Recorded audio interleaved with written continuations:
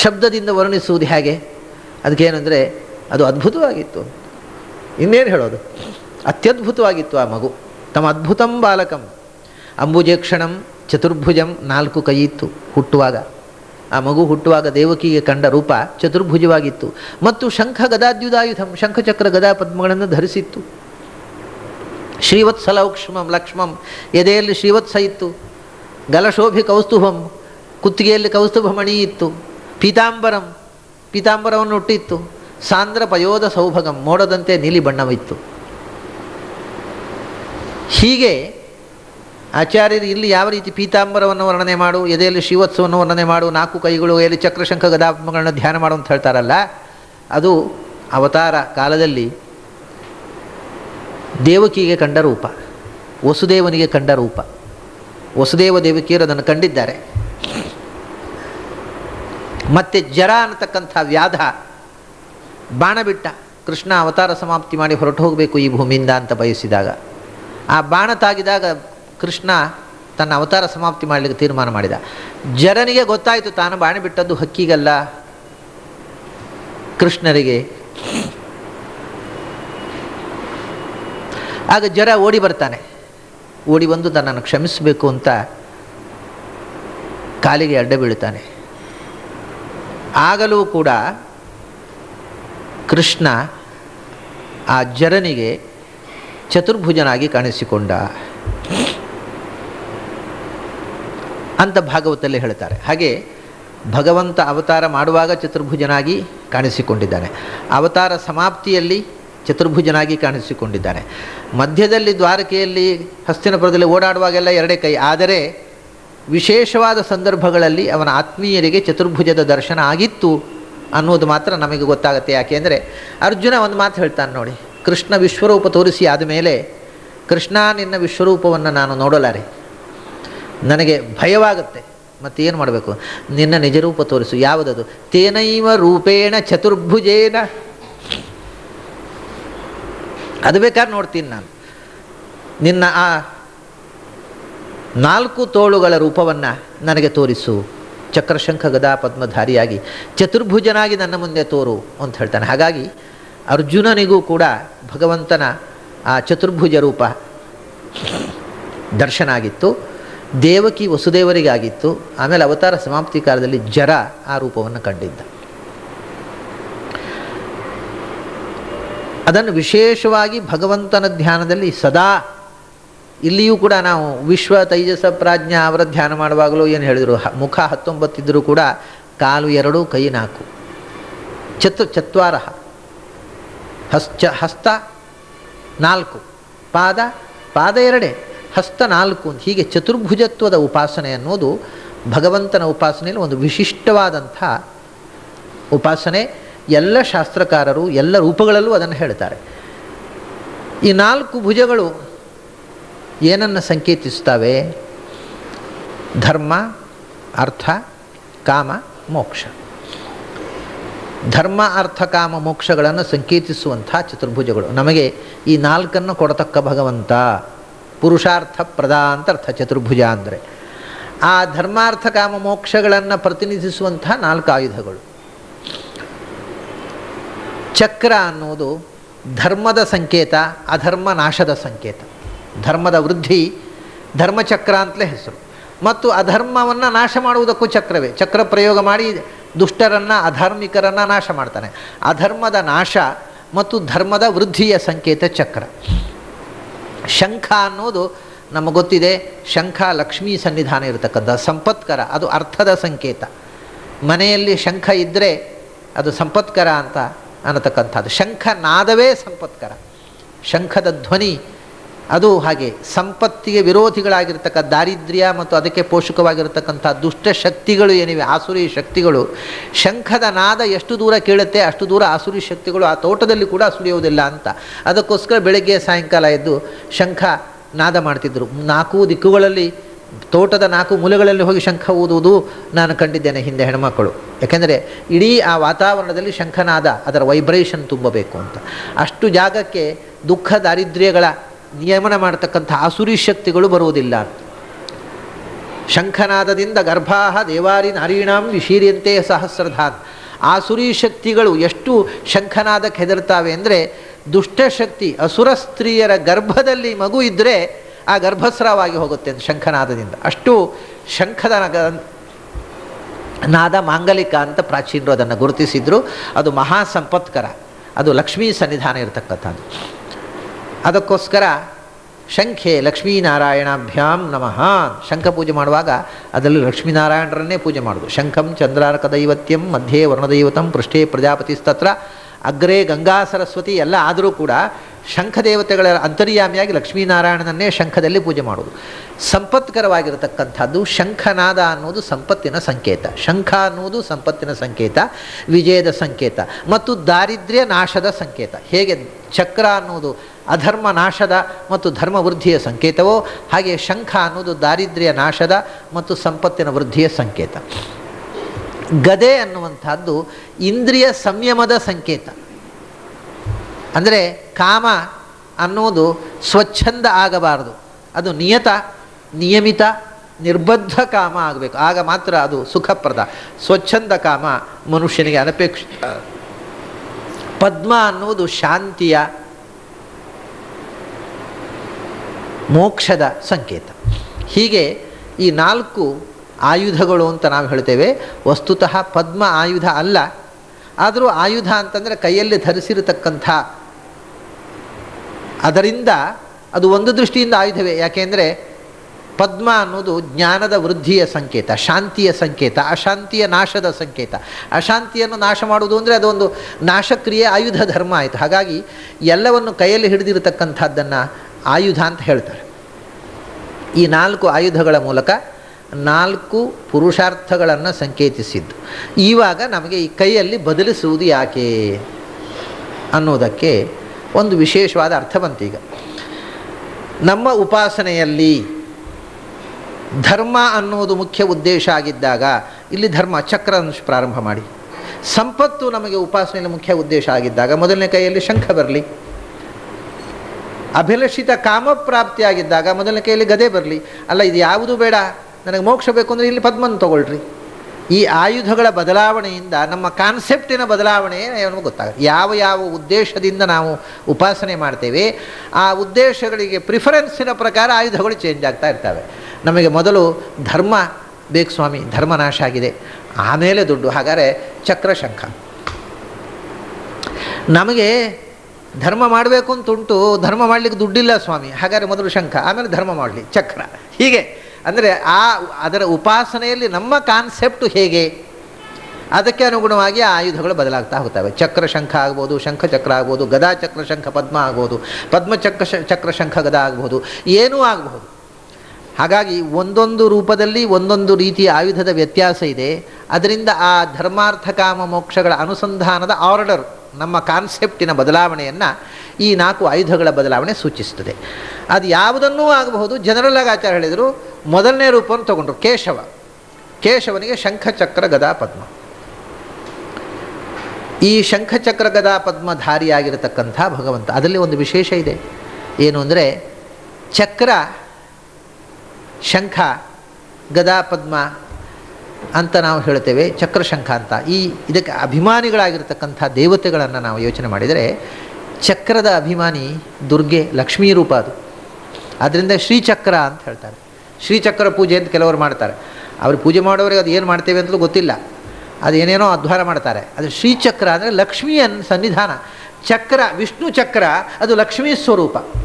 ಯಸ್ಯ ಕರಾಳೋಳಂ, ನಿನ್ನೆ ಹೇಳಿದೆ ನಾನು ಆಚಾರ್ಯ ಯಮಕ ಭಾರತ, ಯಸ್ಯ ಕರಾಳೋಳಂ ಚಕ್ರಂ ಕಾಲಹ ಪರಸ್ಸಹಿ ಕರಾಳೋಳಂ. ಯಸ್ಯ ಕರಾಳೋಳಂ ಚಕ್ರಂ, ಯಾರ ಕೈಯಲ್ಲಿ ಇರತಕ್ಕಂಥ, ಕೈಯಲ್ಲಿ ಚಲಿಸುವ ಚಕ್ರ ಅದು ಯಾವುದು ಅಂದರೆ ಕಾಲಹ ಅಂತ, ಕಾಲಚಕ್ರ ಅಂತಂದರು. ಕಾಲಚಕ್ರ ಅಂದರೆ ಕಾಲ ಅಂದರೆ ಕಾಲಮಾನಿನಿಯಾಗಿರತಕ್ಕ ಸಂಹಾರ ಶಕ್ತಿಯಾದ ದುರ್ಗೆ. ಅದು ಕಾಲಚಕ್ರವೂ ಹೌದು, ಧರ್ಮಚಕ್ರವೂ ಹೌದು. ಅದು ದುರ್ಗಾ ಸ್ವರೂಪ, ತಮೋಮಾನಿನಿಯಾದ ದುರ್ಗಾ ಸಂಹಾರ ಶಕ್ತಿ, ಅಧರ್ಮ ನಾಶಕ್ಕೆ. ಆದ್ದರಿಂದ ದುರ್ಗಾ ಸ್ವರೂಪವಾಗಿರ್ತಕ್ಕಂಥದ್ದು ಚಕ್ರ. ಅವನ ಚಕ್ರವೂ ಕೂಡ ಚಕ್ರಸ್ತುತಿ ಅಂತಂದರೆ ಅದು ಲಕ್ಷ್ಮೀ ಸ್ತುತಿಯೇ. ಅದರ ನಂತರ ಎರಡನೆಯ ಅಭಿಮಾನಿ, ಚಕ್ರದ ಅಭಿಮಾನಿ ಪ್ರದ್ಯುಮ್ನ. ಶಂಖದ ಅಭಿಮಾನಿ ಅನಿರುದ್ಧ.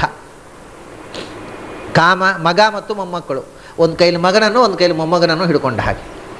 ಗದೆ ಯಸ್ಯ ಗದಾ ಪವಮಾನಃ ವಾಯುಸ್ವರೂಪ. ಗದೆ ಅನ್ನೋದು ವಾಯುದೇವರು. ಭಗವಂತನ ಕೈಯಲ್ಲಿ ಗದೆಯಾಗಿರ್ತಕ್ಕವರು ವಾಯುದೇವರೇ. ಭಗವಂತನ ಕೈಯಲ್ಲಿ ಚಕ್ರ ಪದ್ಮವಾಗಿರತಕ್ಕಂಥವಳು ಲಕ್ಷ್ಮಿಯೇ.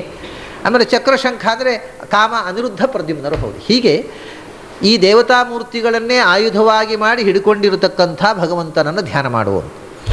ಚಕ್ರ ಶಂಖ ಚಕ್ರ ಗದಾ ಪದ್ಮ ಧರಾಶ್ಚಿಂತ್ಯಾ ಹರೇರ್ಭುಜಾ ಅನ್ನುವಾಗ ಈಗ ಒಂದು ಸ್ವಾರಸ್ಯವಂತೀಗ ತಾರತಮ್ಯ ಕ್ರಮದಲ್ಲಿ ಹೇಳಿದಾಗಾಯಿತು. ಶಂಖ ಅಂದರೆ ಅನಿರುದ್ಧ, ಅದವನ ಅಪ್ಪ ಪ್ರದ್ಯುಮ್ನ ಚಕ್ರ, ಪ್ರದ್ಯುಮ್ನನಿಗಿಂತ ಮೇಲೆ ಇರತಕ್ಕ ವಾಯುದೇವರು ಗದೆ, ವಾಯುದೇವರ ಮೇಲೆ ಇರತಕ್ಕಂಥ ಲಕ್ಷ್ಮೀ ಪದ್ಮ. ಹೀಗೆ ಶಂಖ ಚಕ್ರ ಗದಾ ಪದ್ಮ ಅನ್ನುವಲ್ಲಿ ತಾರತಮ್ಯ ಕ್ರಮದಿಂದ ಹೇಳಿದಾಗ ಆಯಿತು. ಶಂಖ ಚಕ್ರ ಗದಾ ಪದ್ಮ ಧರಾಶ್ಚಿಂತ್ಯಾ ಹರೇರ್ಭುಜಾ. ಹೀಗೆ 4 ಆಯುಧಗಳನ್ನು 4 ಪುರುಷಾರ್ಥಗಳನ್ನು ಕೊಡತಕ್ಕಂಥ ರೀತಿಯಿಂದ 4 ಕೈಗಳಲ್ಲಿ 24 ಬಗೆಗಳಿಂದ ಹಿಡಿದುಕೊಂಡಿರತಕ್ಕಂಥ ಭಗವಂತನ ತೋಳುಗಳನ್ನು ಧ್ಯಾನ ಮಾಡಬೇಕು. ಚಿಂತ್ಯಾ ಹರೇರ್ಭುಜಾ. ಆಯುಧಗಳನ್ನು ಹಿಡ್ಕೊಂಡಿದ್ದಾವೆ. ಹೇಗಿದ್ದಾವೆ ಅವು? ಪೀನವೃತ್ತಾ, ಅವು ಪುಷ್ಟವಾಗಿವೆ ಮತ್ತು ಉರುಟಾಗಿವೆ. ಅದು ಲಕ್ಷಣ, ದ್ವಾತ್ರಿಂಶ ಲಕ್ಷಣವನ್ನು ಆಚರಣೆ. ತೋಳು ಪುಷ್ಟವಾಗಿರಬೇಕು, ಸಣಕಲು ತೋಳು ಇರಬಾರದು. ಪುಷ್ಟವಾದ ತೋಳು ಅಂದರೆ ಮಾಂಸದಿಂದ ತುಂಬಿದ ಮಸಲ್ಸ್ಗಳಿರತಕ್ಕಂಥ ತೋಳು ಆಗಿರಬೇಕು. ಆಮೇಲೆ ವೃತ್ತಾಹ, ಅದು ವೃತ್ತಾಕಾರವಾಗಿರಬೇಕು, ಸೊಟ್ಟಗೆ ಇರಬಾರದು. ಆ ರೀತಿ ಪೀನವೂ ವೃತ್ತವೂ ಆಗಿರತಕ್ಕಂಥ. ಹೌದು, ಏನು ಕೆಲಸ ಅವನು? ಆ ಕೈಯಿಂದ ಏನು ಮಾಡ್ತಾನೆ ಅವನ ಕೆಲಸ ಏನು ಅಂತ. ಈ ಕೈ ಇರೋದು ಕೆಲಸ ಮಾಡೋದಕ್ಕೆ, ಅವನಿಗೇನು ಕೆಲಸ ಅಂತ, ಯಾವ ಕೆಲಸಕ್ಕೋಸ್ಕರ ಬಳಸ್ತಾನೆ? ಇರೋದಕ್ಕೆ ನಮಗಿಂತ 2 ಪಾಲು ಕೈ ಇದೆ, ಏನು ಕೆಲಸ ಮಾಡ್ತಾನೆ ಅಂದರೆ ಆಚಾರ್ಯರು ವಿನೋದ ಮಾಡ್ತಾರೆ. ಜಗದ್ರಕ್ಷಾ ಕೇವಲೋದ್ಯೋಗಿನಃ, ಅದಕ್ಕೆ ಬೇರೆ ಉದ್ಯೋಗವೇ ಇಲ್ಲ. ಅವನು ನಂಬಿದ ಶರಣಾಗತರಾದ ಭಕ್ತರನ್ನು ಜಗತ್ತನ್ನು ರಕ್ಷಣೆ ಮಾಡುವುದೇ ಏಕಮಾತ್ರವಾದ ಉದ್ಯೋಗ ಆ ಕೈಗಳಿಗೆ ಎಂದರು. ಅಂಥ ಕೈಗಳು ಅನಿಶಂ ಜಗದ್ರಕ್ಷ, ನಿರಂತರವಾಗಿ ಜಗತ್ತನ್ನು ರಕ್ಷಣೆ ಮಾಡುವುದೇ ಅಷ್ಟೇ ಅದರ ಉದ್ಯೋಗ, ಬೇರೆ ಯಾವ ಉದ್ಯೋಗವೂ ಇಲ್ಲ. ಜಗತ್ತಿನ ರಕ್ಷೆಗೋಸ್ಕರ ಅಧರ್ಮ ಯದಾ ಯದಾ ಹಿ ಧರ್ಮಸ್ಯ ಗ್ಲಾನಿರ್ಭವತಿ ಭಾರತ ಅಭ್ಯುತ್ಥಾನಂ ಅಧರ್ಮಸ್ಯ, ಆಗ ಚಕ್ರ ಬಂತು. ಜಗತ್ತಿನಲ್ಲಿ ದಾರಿದ್ರ್ಯ ದುಃಖ ಬಂತು, ಆಗ ಶಂಖ ಬಂತು. ಜಗತ್ತಿನಲ್ಲಿ ಅತಿಯಾದಂಥ ಸ್ವಚ್ಛಂದ ಕಾಮ ಬಂತು, ಆಗ ಗದೆ ಬಂತು. ಜಗತ್ತಿನಲ್ಲಿ ದುಃಖ ಬಂಧನ ಹೆಚ್ಚಾಯಿತು, ಆಗ ಹೀಗೆ ಜಗತ್ತಿನ ಎಲ್ಲ ರೀತಿಯ ತೊಂದರೆಗಳನ್ನು ಪರಿಹರಿಸಿ ಜಗತ್ತನ್ನು ರಕ್ಷಿಸುವುದಕ್ಕೋಸ್ಕರವೇ, ಪುರುಷಾರ್ಥ ಚತುಷ್ಟಯಗಳನ್ನು ನೀಡುವುದಕ್ಕೋಸ್ಕರವೇ ಇರುವ ಕೈಗಳವು, ಬೇರೆ ಕೆಲಸವೇ ಇಲ್ಲ ಅವು. ಜಗದ್ರಕ್ಷಾ ಕೇವಲ ಉದ್ಯೋಗ, ಅದು ಉದ್ಯೋಗ ಕೇವಲ ಜಗದ್ರಕ್ಷಣೆ ಅದರ ಉದ್ಯೋಗ. ಜಗದ್ರಕ್ಷಾ ಕೇವಲೋದ್ಯೋಗಿನಃ ಅನಿಶಂ, ಯಾವಾಗಲೂ ಜಗದ್ರಕ್ಷೆ ಮಾಡುವಂಥದ್ದು. ಅಂಥ ತೋಳುಗಳನ್ನು ಯಾವಾಗಲೂ ಧ್ಯಾನ ಮಾಡು. ಹರೇಹೇ ಅಂತ ಹೇಳಿದರು, ಹರಿಯ ಭುಜಗಳು ಅಂತ. ಆಗ ವಿಷ್ಣುವಿನ ಎದೆ ಅಂತ ಹೇಳಿದರು. ವಿಷ್ಣು ಅಂದರೆ ಎದೆಯೂ ಅನಂತ, ವಿಷ್ಣು ಅನ್ನೋ ಶಬ್ದಕ್ಕೂ ಅರ್ಥ ಅನಂತ ಅಂತ. ಹರಿ ಅಂತಂದರೆ ಹರತೀತಿ ಹರಿಹಿ ಅಂತ, ನಮ್ಮ ಸಮಸ್ಯೆಗಳನ್ನು ಪರಿಹರಿಸುವವ, ನಮ್ಮ ದುಃಖ ದಾರಿದ್ರ್ಯಗಳನ್ನು ಪರಿಹರಿಸುವವ, ಜಗತ್ತಿನಲ್ಲಿರತಕ್ಕಂಥ ಅಧರ್ಮ ಅಜ್ಞಾನ ಅವೈರಾಗ್ಯ ಅನೈಶ್ವರ್ಯಗಳನ್ನು ಪರಿಹರಿಸಿ ಅಭೀಷ್ಟಗಳನ್ನು ಕೊಡತಕ್ಕವ. ಹರಿಹಿ ಅಂದರೆ ಹರತಿ, ನಮ್ಮಲ್ಲಿರತಕ್ಕ ಎಲ್ಲ ದೋಷಗಳನ್ನು ಪರಿಹಾರ ಮಾಡಿ ನಮ್ಮನ್ನು ರಕ್ಷಿಸಿ ನಮಗೆ ಅನಂತವಾದಂಥ ಆಹರತಿ, ನಾವು ಬಯಸಿದಂಥ ಇಷ್ಟಾರ್ಥಗಳನ್ನು ತಂದು ಕೊಡುವವ ಅಂತ ಅರ್ಥ. ಆ ಅರ್ಥವೇ ಇಲ್ಲಿ ಬೇಕಾದದ್ದು, ಅದಕ್ಕೋಸ್ಕರ ಆ ಶಬ್ದವನ್ನು ಬಳಸಿದರು, ಹರೇರ್ಭುಜಾಹ ಅಂತ. ಇದನ್ನು ಹೀಗೆಯೇ ವರ್ಣನೆ ಮಾಡಿದ್ದಾರೆ ಕಪಿಲ ಮಹರ್ಷಿಗಳು ಕೂಡ. ಭಗವಂತ ಕಪಿಲ ರೂಪದಲ್ಲಿ ಹೇಳುವಾಗ ಅಲ್ಲಿ ಹೇಳ್ತಾರೆ, ಸಂಚಿಂತೆ ಭುಜಾನ್ ನಿರ್ಣಿಕ್ತ ಬಾಹುವಲಯಾನ್ ಅಧಿಲೋಕಪಾಲಾನ್ ಬಾಹೂಂಶ್ಚ ಮಂದರಗಿರೇಃ ಪರಿವರ್ತನೇನ ನಿರ್ಣಿಕ್ತ ಬಾಹುವಲಯಾನ್ ಅಧಿಲೋಕಪಾಲಾನ್. ಭಗವಂತನ ತೋಳುಗಳನ್ನು ಧ್ಯಾನ ಮಾಡಬೇಕು. ಎಂಥ ತೋಳುಗಳು ಅಂದರೆ ಅಧಿಲೋಕಪಾಲಾನ್ ಅಂತ, ಲೋಕಪಾಲಕರನ್ನಿಗೂ ಅಧಿಷ್ಠಾನವಾದ ತೋಳು ಅಂತ. ಅದನ್ನೇ ಆಚಾರ್ಯ ಹೇಳಿದರು, ಜಗದ್ರಕ್ಷಾ ಕೇವಲೋದ್ಯೋಗಿನ ಅಂತ. ಜಗತ್ತನ್ನು ರಕ್ಷಣೆ ಮಾಡತಕ್ಕಂಥ ದೇವತೆಗಳನ್ನು ಸೃಷ್ಟಿಸಿದ ತೋಳು. ಇಂದ್ರಾದಿ ದೇವತೆಗಳು ಭಗವಂತನ ತೋಳಿಂದ ಸೃಷ್ಟಿಯಾದರು. ಯಾಕೆ ಸೃಷ್ಟಿ ಮಾಡಿದ? ಜಗತ್ತಿನ ರಕ್ಷೆಗಾಗಿ. ಜಗತ್ತನ್ನು ರಕ್ಷಿಸತಕ್ಕಂಥ ದೇವತಾಶಕ್ತಿಗಳನ್ನು ಸೃಷ್ಟಿ ಮಾಡಿದ ತೋಳು ಅಂತ ಅಲ್ಲಿ ಹೇಳಿದರು ಕಪಿಲರು. ಅದನ್ನೇ ಆಚಾರ್ಯ ಹೇಳಿದ್ರು, ಜಗತ್ತನ್ನು ರಕ್ಷಣೆ ಮಾಡುವುದಷ್ಟೇ ಉದ್ಯೋಗವಾಗಿರುವ ತೋಳು ಅಂತ. ಆಮೇಲೆ ಸಂಚಿಂತಯೇತ್ ದಶಶತಾರಮಸಹ್ಯ ತೇಜ, ಅಲ್ಲಿ ಚಕ್ರವನ್ನು ಮೊದಲು ಹೇಳಿದ್ದಾರೆ. ಆ ಚಕ್ರವನ್ನು ಧ್ಯಾನ ಮಾಡಬೇಕು. ಆಮೇಲೆ ಶಂಖಂಚ ತತ್ಕರ ಸರೋವರ ರಾಜಹಂಸಂ, ಶಂಖವನ್ನು ಧ್ಯಾನ ಮಾಡಬೇಕು. ಕೌಮೋದಕೀಂ ಭಗವತೋ ದಯಿತಾಂ ಸ್ಮರೇತ ದಿಗ್ಧಾಂ ಅರಾತಿ ಭಟ ಶೋಣಿತ ಕರ್ದಮೇನ, ಭಗವಂತನ ಶತ್ರುಗಳ ನೆತ್ತರಿನಿಂದ ತೊಯ್ದ ಭಗವಂತನ ಗದೆಯನ್ನು ಧ್ಯಾನ ಮಾಡಬೇಕು ಅಂತ ಅಲ್ಲಿ ಹೇಳಿದ್ದಾರೆ. ಇಲ್ಲಿ ಅದನ್ನು ಪದ್ಮವನ್ನು ಬಿಟ್ಟಿದ್ದಾರೆ, ಅಲ್ಲಿ ಚಕ್ರಶಂಖ ಗದಾ ಪದ್ಮ ಅಂತ ನಾಲ್ಕನ್ನು ಇಲ್ಲಿ ಹೇಳಿಬಿಟ್ರು ಆಚಾರ್ಯ. ಹಾಗೆ ಅಲ್ಲಿ ಕಪಿಲ ಹೇಳಿದ್ದನ್ನು ಒಂದು ರೀತಿಯಿಂದ ಪೂರಕವಾಗಿ ಇಲ್ಲಿ ಆಚಾರ್ಯ ಹೇಳ್ತಾ ಹೋಗ್ತಾರೆ. ಚಕ್ರಶಂಖ ಗದಾ ಪದ್ಮ ಧರಾಶ್ಚಿಂತ್ಯಾ ಹರೇರ್ಭುಜಾ ಪೀನವೃತ್ತಾ ಜಗದ್ರಕ್ಷಾ ಕೇವಲೋದ್ಯೋಗಿನೋನುಷಂ. ಅದರ ನಂತರ ಈಗ ಮುಂದಿನ ಭಾಗ ಕಂಠ ಹೇಗಿದೆ ಭಗವಂತನದು. ಸಂತತಂ ಚಿಂತೆಯೇತ್ ಕಂಠಂ, ಭಗವಂತನ ಕಂಠವನ್ನು ನಿರಂತರ ಚಿಂತಿಸು ಅಂದರು.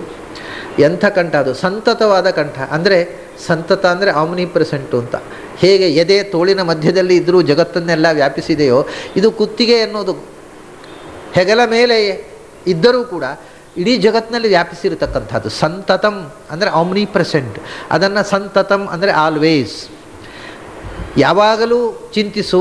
ಎಲ್ಲೆಡೆ ತುಂಬಿರುವ ಭಗವಂತನ ಕೊರಳನ್ನು ಚಿಂತಿಸು. ಎಂಥ ಕೊರಳು! ಭಾಸ್ವತ್ ಕೌಸ್ತುಭ ಭಾಸಕಂ ತಂದರು. ಯಾವಾಗಲೂ ನಾವು ಕುತ್ತಿಗೆಗೆ ಆಭರಣಗಳನ್ನು ಹಾಕ್ಕೊಳ್ಳೋದು ಯಾಕೆ? ನಾವು ಚೆಂದ ಕಾಣಬೇಕು. ಭಗವಂತ ಕುತ್ತಿಗೆಯಲ್ಲಿ ಆಭರಣ ಹಾಕ್ಕೊಂಡದ್ದು ಯಾಕೆ? ಆಭರಣ ಚೆಂದ ಕಾಣಬೇಕು ಅಂತ. ಅವನು ಹಾಕ್ಕೊಂಡದ್ರಿಂದ ಅದು ಚೆಂದ ಕಾಣುತ್ತೆ ಅಂದರೆ. ನಿಜವಾಗಿ ಆದರೆ ವಸ್ತು ಸುಂದರವಾಗಿದ್ದಾಗ ಆ ಆಭರಣಕ್ಕೆ ಒಂದು ಒಪ್ಪ. ಅದರಿಂದ ಆಭರಣ ಅನ್ನುವಂಥದ್ದು ಇದ್ದ ಸೌಂದರ್ಯವನ್ನು ವ್ಯಕ್ತಗೊಳಿಸದೆ ಹೊರತು ಇಲ್ಲದೇ ಇದ್ದಲ್ಲಿ ಸೌಂದರ್ಯವನ್ನು ಕೊಡುವುದಿಲ್ಲ. ಭಗವಂತ ಪರಮಸುಂದರ, ಸಾಕ್ಷಾನ್ ಮನ್ಮಥ ಮನ್ಮಥಃ, ಸೌಂದರ್ಯದ ಸಾಕಾರ ಮೂರ್ತಿ. ಅವನಿಗೆ ಚಿನ್ನ ಹಾಕಿ ಚೆಂದ ಮಾಡಬೇಕು ಅವನನ್ನು. ಮತ್ತು ಭಾಸ್ವತ್ ಕೌಸ್ತುಭ ಭಾಸಕಂ ಅಂದರು. ಪ್ರಕಾಶಮಾನವಾದ ಕೌಸ್ತುಭಮಣಿಗೆ ಬೆಳಕನ್ನು ಕೊಟ್ಟದ್ದ ಕೊರಳು ಅಂತ. ಆ ಕೊರಳಲ್ಲಿ ಮಣಿ ಹೊಳೆಯೋದಲ್ಲ, ಮಣಿಗೆ ಕೊರಳಿನಿಂದ ಹೊಳಪು. ಕೊರಳಲ್ಲಿರೋದು ಯಾಕೆಂದರೆ ಅದು ನೀಲಮಣಿ, ಅವನು ನೀಲವರ್ಣ. ಆ ಭಗವಂತನ ಕೊರಳ ನೀಲಿಮೆಯಿಂದ ಕೌಸ್ತುಭ ಮಣಿಗೆ ಹೊಸ ಬೆಳಕು, ಹೊಸ ಪ್ರಕಾಶ ಬಂತಂತೆ. ಆ ಕೌಸ್ತುಭ ಮಣಿಯನ್ನು ಬೆಳಗಿಸುವಂಥ ಕಂಠವನ್ನು ಧ್ಯಾನ ಮಾಡೋದು. ಕೌಸ್ತುಭ ಮಣಿ ಅವನ ಕೊರಳಲ್ಲಿ ಇರೋದರಿಂದ ಚೆಂದ ಕಾಣ್ತಾ ಇದೆ. ಇದೇ ಮಾತನ್ನು ಕಂಠಂಚ ಕೌಸ್ತುಭಮಣೇ ಅಧಿಭೂಷಣಾರ್ಥಂ ಕುರ್ಯಾನ್ ಮನಸ್ಸಖಿಲ ಲೋಕ ನಮಸ್ಕೃತಸ್ಯ ಅಂತ ಭಾಗವತಲ್ಲಿ ಹೇಳಿದ್ದಾರೆ. ಕೌಸ್ತುಭ ಮಣಿಗೆ ಭೂಷಣ ಅದು. ಕಂಠಕ್ಕೆ ಕೌಸ್ತುಭ ಮಣಿ ಭೂಷಣ ಅಲ್ಲ, ಕೌಸ್ತುಭ ಮಣಿಗೆ ಕಂಠಭೂಷಣವಾಗಿದೆ. ಅಂಥ ಕೌಸ್ತುಭ ಅಂದರೆ ಯಾರು? ಕೌಸ್ತುಭ ಅಂದರೆ ಮತ್ತೆ ಚತುರ್ಮುಖ ಬ್ರಹ್ಮ. ಎಲ್ಲ ದೇವತಾ ಸಮುದಾಯದ ಧ್ಯಾನ, ಪರಿವಾರ ದೇವತೆಗಳೆಲ್ಲ ಬಂದುಬಿಟ್ರು. ಕಾಮದೇವ ಮಗ ಬಂದ ಚಕ್ರವಾಗಿ, ಅನಿರುದ್ಧ ಮೊಮ್ಮಗ ಬಂದ ಶಂಖವಾಗಿ, ಆಮೇಲೆ ವಾಯುದೇವರು ಬಂದರು ಗದೆಯಾಗಿ, ಲಕ್ಷ್ಮಿ ಬಂದಳು ಪದ್ಮವಾಗಿ, ಮತ್ತು ದುರ್ಗಾ ಬಂದಳು ಚಕ್ರವಾಗಿ. ಈಗ ಚತುರ್ಮುಖ ಬ್ರಹ್ಮ ಕೌಸ್ತುಭ ಮಣಿಯಾಗಿ ಇದ್ದಾನೆ. ಶ್ರೀವತ್ಸವಾಗಿ ಲಕ್ಷ್ಮಿ ಎದೆಯಲ್ಲಿದ್ದಾಳೆ, ಕೌಸ್ತುಭ ಮಣಿಯಾಗಿ ಭಗವಂತನ ಎದೆಯಲ್ಲಿ ಬ್ರಹ್ಮದೇವರು ನೆಲೆಸಿದ್ದಾರೆ. ಅದನ್ನು ಚೈತ್ಯಸ್ಯ ತತ್ವ ಅಮಲಂ ಮಣಿಮಸ್ಯ ಕಂಠೇ ಅಂತ ಭಾಗವತಲ್ಲಿ. ಚೈತ್ಯ ಅಂದರೆ ಚಿತ್ತಾಭಿಮಾನಿಯಾದ ದೇವತೆ, ಚಿತ್ತದೇವತೆ ಅಂದರೆ ಚತುರ್ಮುಖ ಬ್ರಹ್ಮ. ಅವನೇ ಆ ಮಣಿ ಭಗವಂತನ ಎದೆಯಲ್ಲಿ ಕೌಸ್ತುಭ ಮಣಿಯಾಗಿ ಭಗವಂತನಿಂದ ಬೆಳಕು ಪಡೀತಾ ಇದ್ದಾನೆ ಚತುರ್ಮುಖ ಬ್ರಹ್ಮ. ಅಂಥ ಚತುರ್ಮುಖ ಬ್ರಹ್ಮನನ್ನೇ ಕೌಸ್ತುಭ ಮಣಿಯಾಗಿ ಮಾಡಿ ಕೊರಳಲ್ಲಿ ತೊಟ್ಟ ಭಗವಂತನ ಕೊರಳನ್ನು ಧ್ಯಾನ ಮಾಡೋಣ. ಸಂತತಂ ಚಿಂತೆಯೇತ್ ಕಂಠಂ ಭಾಸ್ವತ್ ಕೌಸ್ತುಭ ಭಾಸಕಂ. ಯಾರ ಕಂಠ? ವೈಕುಂಠಸ್ಯ ಕಂಠಂ. ಅದು ಆ ಶಬ್ದದ ಒಂದು ಲಯಕ್ಕೋಸ್ಕರ ಹಾಗೆ ಬಳಸ್ತಾರೆ ಅವರು. ಕಂಠ ಅಂತ ಬಂತು, ಅದಕ್ಕೆ ಹೊಂದಿಕೆಯಾಗುವ ಶಬ್ದವನ್ನು ಭಗವಂತನ ವಿಷಯ ವೈಕುಂಠ ಅಂತಾರೆ. ವೈಕುಂಠನ ಕಂಠ. ಆ ಶಬ್ದದಲ್ಲಿ ಒಂದು ಲಯವನ್ನು ತರುವುದಕ್ಕೋಸ್ಕರ ಅದನ್ನು ಬಳಸಿದ್ದಾರೆ. ವೈಕುಂಠ ಅನ್ನುವ ಶಬ್ದಕ್ಕೆ ಅರ್ಥವೂ ಕೂಡ ಒಂದು ವಿಶಿಷ್ಟವಾದಂಥ ಅರ್ಥ ಇದೆ. ಕುಂಠ ಅಂದರೆ ಕುಂಠಿತತೆ, ಕುಗ್ಗುವಿಕೆ, ಕುಸಿಯುವಿಕೆ. ವಿಕುಂಠ ಅಂದರೆ ಕುಸಿತ ಇಲ್ಲದವ, ಯಾವ ರೀತಿಯ ಕುಸಿತವೂ ಇಲ್ಲದವ, ಅಂದರೆ ಪೂರ್ಣನಾದವ ಅಂತ ಅರ್ಥ. ವಿಕುಂಠ ಅಂದರೆ ಪೂರ್ಣನಾದವ. ಕುಂಠ ಅಂದರೆ ಕುಸಿಯುವುದು, ಅಪೂರ್ಣತೆ, ಕುಗ್ಗುವುದು, ಕಳಕೊಳ್ಳುವುದು. ವಿಕುಂಠ ಅಂದರೆ ಯಾವ ಕಳಕೊಳ್ಳುವಿಕೆಯೂ ಇಲ್ಲದ ಪೂರ್ಣ ಸ್ಥಿತಿ. ಅಂಥ ಪೂರ್ಣ ಸ್ಥಿತಿಯನ್ನು ಪಡೆದವ ವೈಕುಂಠ. ಅವನ ಕಂಠ ಕೌಸ್ತುಭ ಮಣಿಯಿಂದ ಏನು ಪೂರ್ಣತೆಯನ್ನು ಪಡೆಯಲಿಕ್ಕುಂಟು. ಆದ್ದರಿಂದ ಅಂಥ ವೈಕುಂಠನ ಪರಿಪೂರ್ಣ ಸೌಂದರ್ಯದಿಂದ ತುಂಬಿರತಕ್ಕಂಥ ಕಂಠದಲ್ಲಿ ಇರತಕ್ಕ ಕೌಸ್ತುಭಕ್ಕೆ ಒಂದು ಶೋಭೆ ಹೊರತು ಕೌಸ್ತುಭದಿಂದ ಕಂಠಕ್ಕೇನೂ ಶೋಭೆ ಇಲ್ಲ. ವೈಕುಂಠಸ್ಯ ಸಂತತಂ ಚಿಂತೆಯೇತ್ ಕಂಠಂ ಭಾಸ್ವತ್ ಕೌಸ್ತುಭ ಭಾಸಕಂ ವೈಕುಂಠಸ್ಯ ಅಖಿಲಾಹ ವೇದಾಹ ಉದ್ಗೀರ್ಯಂತೆ ಅನಿಶಮ್ಯತಃ. ಒಂದು ವಿಶೇಷವಾದ ಅಂಶವನ್ನು ಹೇಳ್ತಾರೆ. ಭಗವಂತನ ಕಂಠ ಒಂದು ಚತುರ್ಮುಖ ಬ್ರಹ್ಮನನ್ನು ಕೌಸ್ತುಭ ಮಣಿಯಾಗಿ ಕೊರಳಲ್ಲಿ ತೊಟ್ಟದ್ದು ಒಂದಾಯಿತು. ಅಂಥ ಅವನನ್ನು ತೊಟ್ಟ ಕಂಠ. ಚತುರ್ಮುಖ ಬ್ರಹ್ಮ ಕೌಸ್ತುಭಮಣಿಯಾಗಿ ಅಲ್ಲಿ ಯಾಕೆ ಕೂತಿದ್ದಾನೆ? ಅವನಲ್ಲೇ ಕೊರಳಲ್ಲೇ ಯಾಕೆ ಕೂತಿದ್ದಾನೆ? ಭಗವಂತನ ಹತ್ರ ಪಾಠ ಹೇಳಲಿಕ್ಕೆ ಕೂತಿದ್ದಾನೆ ಅಂತಾರೆ ಆಚಾರ್ಯರು. ಭಗವಂತನ ಕಂಠ ಎಂಥದ್ದು ಅಂದರೆ ಅಖಿಲಾಹ ವೇದಾಹ ಅನಿಶಂ ಉದ್ಗೀರ್ಯಂತೆ, ಸದಾ ನಿರಂತರ ವೇದನಾದವನ್ನು ಉಚ್ಚರಿಸ್ತಾ ಇರತಕ್ಕಂಥ ಮೂರ್ತಿ ಅದು. ಹೈಗ್ರೀವ ಮೂರ್ತಿ, ವೇದವ್ಯಾಸ ಮೂರ್ತಿ, ಹೈಗ್ರೀವ ಮೂರ್ತಿಯನ್ನು ಶ್ವಸತೋಸ್ಯ, ವೇದ ಅನ್ನೋದು ಭಗವಂತನ ಉಸಿರಿನಿಂದಲೇ ವೇದದ ನಾದ ಹೊಮ್ಮಿತು ಅಂತ. ವೇದಗಳ ಆವಿರ್ಭಾವ ಆದದ್ದೇ ಭಗವಂತನಿಂದ. ಅದನ್ನು ಮೊದಲು ಕೇಳಿದವನೇ ಚತುರ್ಮುಖ. ಹಾಗಾಗಿ ಇಲ್ಲಿ ಕೌಸ್ತುಭಮಣಿಯಾಗಿ ಅವನು ವೇದ ಕೇಳಲಿಕ್ಕೆ ಕೂತಿದ್ದಾನೇನೋ. ಉದ್ಗೀರ್ಯಂತೆ ಅನಿಶಂ, ನಿರಂತರವಾಗಿ ವೇದಗಳು, ಅಖಿಲಾಹ ವೇದಾಹ ಉದ್ಗೀರ್ಯಂತೆ ಯತಃ, ಯಾವ ಕಂಠದಿಂದ ನಿರಂತರವಾಗಿ ವೇದದ ನಾದ ಹೊರಗೆ ಹೊಮ್ಮುತ್ತಾ ಇದೆಯೋ ಭಗವಂತನ ಉಸಿರೇ ವೇದನಾದ. ಅಂಥ ನಿರಂತರವಾಗಿ ವೇದವನ್ನು ಉದ್ಗರಣೆ ಮಾಡ್ತಕ್ಕ, ವೇದದ ಆವಿರ್ಭಾವ ಮಾಡ್ತಕ್ಕಂಥ ಇದರಲ್ಲಿ ವಿಶೇಷವಾಗಿ ಹಯಗ್ರೀವ ಮೂರ್ತಿಯ ಉಪಾಸನೆಯೂ ಬಂತಿಲ್ಲಿ. ವೇದಾವಿರ್ಭಾವ ಹಯಗ್ರೀವ ರೂಪದಿಂದ. ಅಂಥ ಭಗವಂತನ ಕೊರಳನ್ನು ಸಂತತಂ ಚಿಂತೆಯೇತ್, ನಿರಂತರವಾಗಿ ಧ್ಯಾನ ಮಾಡುವು. ಆಮೇಲೆ ಕಂಠದ ಮೇಲೆ ಇನ್ನು ಮುಖಕ್ಕೆ ಬರಬೇಕು ನಾವು. ಭಗವಂತನ ರೂಪಚಿಂತನೆಯನ್ನು ಬಹಳ ಅಚ್ಚುಕಟ್ಟಾಗಿ, ಆದರೆ ಬಹಳ ಅಪೂರ್ವ ವಿಷಯಗಳನ್ನು ತುಂಬಿಸಿ ಈ ಸ್ತೋತ್ರದಲ್ಲಿ ಕೊಟ್ಟಿದ್ದಾರೆ. ಎಷ್ಟು ಅಪೂರ್ವ ಅಂತಂದರೆ, ಇಷ್ಟು ಅಪೂರ್ವ ಸಂಗತಿಗಳು ನೀವು ಪುರಾಣಗಳನ್ನು ನೋಡಿದರೂ ಸಿಗೋದಿಲ್ಲ. ಪುರಾಣಗಳಲ್ಲಿ ಭಗವಂತನ ಮೂರ್ತಿ ಧ್ಯಾನದಲ್ಲಿ ಕೂಡ ಇಷ್ಟು ಅಪೂರ್ವವಾದ ವಿಶೇಷಣಗಳು ಸಿಗೋದಿಲ್ಲ. ಸ್ಮರೇತ ಯಾಮಿನೀನಾಥ ಸಹಸ್ರಾಮಿತ ಕಾಂತಿಮತ್ ಭವತಾ ಪಾಪನೋದಿಡ್ಯಂ ಶ್ರೀಪತೇರ್ ಮುಖಪಂಕಜಂ. ಅದೇ ಪಾದವನ್ನು ಶ್ರೀಪತಿಯ ಪಾದಪಂಕಜ ಅಂದರು, ಅದೇ ಶ್ರೀಪತಿಯ ಮುಖಪಂಕಜ. ಲಕ್ಷ್ಮಿಗೆ ಎರಡು ವಿಶೇಷವಾಗಿರತಕ್ಕ ಉಪಾಸ್ಯ, ಒಂದು ಪಾದ ಮತ್ತು ಅವಳಿಗೆ ಸದಾ ಕಂಡಷ್ಟು ತಣಿಯದಂಥ ಮುಖ. ಭಗವಂತನ ಮುಖದಲ್ಲಿ, ಭಗವಂತನ ಪಾದದಲ್ಲಿ, ಅದಕ್ಕೆ ಶ್ರೀಪತಿಯ ಮುಖ ಅಂತ. ಶ್ರೀಪತಿ ಅನ್ನೋದಕ್ಕೆ ಒಂದೊಂದು ವಿಶೇಷವಾದ ಅರ್ಥ ಇದೆ. ಶ್ರೀ ಅನ್ನೋದಕ್ಕೆ ಸಂಸ್ಕೃತದಲ್ಲಿ ಸೌಂದರ್ಯ ಅಂತ ಅರ್ಥ. ಶ್ರೀಪತಿ ಅಂದರೆ ಸೌಂದರ್ಯಗಳ ರಾಜ. ಅವನ ಪಾದ ಎಷ್ಟು ಸುಂದರ, ಅವನ ಮುಖ ಎಷ್ಟು ಸುಂದರ ಅಂತ ಹೇಳಬೇಕು. ಆ ಶಬ್ದವೇ ಸೌಂದರ್ಯಗಳ ಖನಿ ಅನ್ನೋದನ್ನು ಹೇಳುತ್ತೆ. ಅಂಥ ಭಗವಂತನ ಮುಖ ಪಂಕಜಂ ಸ್ಮರೇತ, ತಾವರೆಯಂಥ ಮೋರೆಯನ್ನು ಸ್ಮರಿಸಬೇಕು ಅಂತ. ಕೆಂದಾವರೆಯಂತೆ ಸುಂದರವಾದಂಥ ಮುಖವನ್ನು ಸ್ಮರಿಸಬೇಕು ಅಂತ. ಅದು ಕೆಂದಾವರೆಯಂತೆ ಇದೆ, ಆದರೆ ಕೆಂದಾವರೆ ಯಾವುದು ಮೂಡಿದರೆ ಮುಚ್ಚಿಕೊಳ್ಳುತ್ತೋ ಅಂಥ ಚಂದ್ರನಂತೆ ಇದೆ ಅಂತ. ಅದು ಹಾಗಾದರೆ ಒಂದು ಚಂದ್ರ ಅಲ್ಲ, ಯಾಮಿನೀನಾಥ ಸಹಸ್ರ ಅಮಿತ ಕಾಂತಿಮತ್ ಅಂತ. ಯಾಮಿನೀನಾಥ ಅಂದರೆ ರಾತ್ರಿಯ ಒಡೆಯ ಅಂದರೆ ಚಂದ್ರ, ಹಗಲಿನ ನಾಥ ದಿನಪತಿ ಸೂರ್ಯ, ರಾತ್ರಿಪತಿ ಚಂದ್ರ. ಯಾಮಿನೀನಾಥ ರಾತ್ರಿಯ ನಾಥ ಚಂದ್ರ. ಅಂಥ ಚಂದ್ರ ಸಹಸ್ರ. ಸಹಸ್ರ ಅಂದರೆ 999 ಕೂಡಿಸು ಒಂದು ಅಲ್ಲ, ಸಾವಿರಾರು ಅಂತ. ಸಾವಿರಾರು ಅಂದರೆ ಎಷ್ಟು ಅಸಂಖ್ಯ. ಸಹಸ್ರ ಚಂದ್ರರು ಏಕಕಾಲದಲ್ಲಿ ಉದಿಸಿದರೆ, ಇಲ್ಲಿ ಸ್ಮರೇತ ಸ್ಮರಿಸಬೇಕು ಅಂತ. ಎಂಥದ್ದನ್ನು? ಯಾಮಿನೀನಾಥ ಸಹಸ್ರ, ಸಾವಿರಾರು ಉದಿಸಿದ ಚಂದ್ರರಿಗೂ ಕೂಡ ಅಮಿತ ಸಾಟಿಯಲ್ಲದ ಕಾಂತಿಮತ್. 1000 ಚಂದ್ರರು ಏಕಕಾಲದಲ್ಲಿ ಉದಿಸಿದರೂ ಕೂಡ ಆ ಚೆಲುವಿನ ಕಾಂತಿಗೆ ಆ ಬೆಳದಿಂಗಳು ಸಾಟಿಯಲ್ಲ. ಅಂಥ ಕಾಂತಿಯಿಂದ ಬೆಳಗತಕ್ಕಂಥ ಭಗವಂತನ ಮುಖಕಮಲವನ್ನು ಸ್ಮರೇತ ಸ್ಮರಿಸಬೇಕು. ಅದನ್ನು ಸ್ಮರ ಅಂತ ವಿಧಿವಾಕ್ಯವಾಗಿ ಇಟ್ಟುಕೊಳ್ಬೋದು. ಹಿಂದೆ ನಾನು ಹೇಳಿದೆ, ನಮಾಮಿ ಅಂತ ಬಂದಾಗ ನಮ ನಮಸ್ಕರಿಸು ಅಂತ ಇಟ್ಟುಕೊಂಡು, ಅಮಿ ಅಂದರೆ ಅಮಿತ ಅಂತ. ಹಾಗೆ ಇಲ್ಲಿ ಸ್ಮರ ಸ್ಮರಿಸು ಅಂತ ವಿಧಿವಾಕ್ಯವಾಗಿ ಇಟ್ಟುಕೊಳ್ಬೋದು. ಇಟ್ಕೊಂಡ್ರೆ ಇತ, ಇತ ಅಂದರೆ ಉದಿತ ಅಂತ ಅರ್ಥ. ಉದಿಸಿದ ಸಾವಿರಾರು ಚಂದ್ರರಿಗೂ ಸಾಟಿಯಾಗದಂಥ ಮುಖ. ಇದನ್ನು ವಿಶ್ವರೂಪವನ್ನು ಹೇಳುವಾಗ ದಿವಿ ಸೂರ್ಯ ಸಹಸ್ರಸ್ಯ ಭವೇದ್ ಯಗುಬದುದ್ಧಿತ ಯದಿಭಾಹ ಸದೃಶಿ ಸಾ ಸ್ಯಾತ್ ಭಾಸಸ್ತಸ್ಯ ಮಹಾತ್ಮನಃ ಅಂತ ಸಂಜಯ ಹೇಳ್ತಾನೆ. ಆಕಾಶದಲ್ಲಿ 1000 ಸೂರ್ಯರು ಏಕಕಾಲದಲ್ಲಿ ಉದಿಸಿದರೆ ಎಷ್ಟು ಬೆಳಕಾದೀತೋ ಆ ಬೆಳಕು ಕೂಡ ಈ ವಿಶ್ವರೂಪದ ಭಗವಂತನ ಬೆಳಕಿಗೆ ಸರಿಯಲ್ಲ. ಹಾಗಾದರೆ ಭಗವಂತ ಸೂರ್ಯನ ಹಾಗೋ ಚಂದ್ರನ ಹಾಗೋ? ಅಂದರೆ ಎರಡು ವಿಧ. ನಾನು ನಿನ್ನೆ ಅದಕ್ಕೆ ಹೇಳಿದೆ, ಭಗವಂತ ಸೂರ್ಯನ ಹಾಗೆಯೂ ಹೌದು, ಚಂದ್ರನ ಹಾಗೆಯೂ ಹೌದು. ಆದರೆ ಸೂರ್ಯನ ಹಾಗೆಯೂ ಅಲ್ಲ, ಚಂದ್ರನ ಹಾಗೆಯೂ ಅಲ್ಲ, ಅವನು ಯಾರ ಹಾಗೂ ಅಲ್ಲ, ಅವನ ಹಾಗೆಯೇ. ಆದರೆ ನಮಗೆ ಗೊತ್ತಾಗಲಿಕ್ಕೆ ಒಂದು ಉಪಮಾನ ಕೊಡುವುದಾಗಿದ್ದರೆ ಅವನು ಸೂರ್ಯನ ಹಾಗೆ ಹೌದು. ಯಾಕೆಂದರೆ ಸೂರ್ಯನ ಬೆಳಕಿನಲ್ಲಿ ಇರತಕ್ಕಂತಹ ಗುಣ ಏನು ಅಂದರೆ ಸ್ಪಷ್ಟತೆ. ಚಂದ್ರನ ಬೆಳಕಿನಲ್ಲಿ ಅದು ಖುಷಿಯಾಗತ್ತೆ. ಚಂದ್ರಪ್ರಕಾಶ ವಾಕಿಂಗಿಗೆ ಒಳ್ಳೆಯದು, ಪುಸ್ತಕ ಓದಲಿಕ್ಕೆ ಒಳ್ಳೆಯದಲ್ಲ. ಚಂದ್ರಪ್ರಕಾಶದಲ್ಲಿ ಪುಸ್ತಕ ಬಿಟ್ಟರೆ ಇಲ್ಲ ಕಾಣೋದಿಲ್ಲ, ಲೈಟ್ ಹಾಕಿ ಅಂತ ಅನ್ನಬೇಕಾಗುತ್ತೆ. ಬೆಳಕು ಹೌದು, ಆದರೆ ಸೂಕ್ಷ್ಮವಾದ ಡೀಟೇಲ್ಸನ್ನು ಕಾಣಿಸುವುದಿಲ್ಲ. ಅದರಲ್ಲಿ ವಿವರಗಳು, ಸೂಕ್ಷ್ಮ ವಿವರಗಳನ್ನು ಕಾಣಿಸುವುದಿಲ್ಲ, ಅದು ತೋರಿಸುವುದಿಲ್ಲ.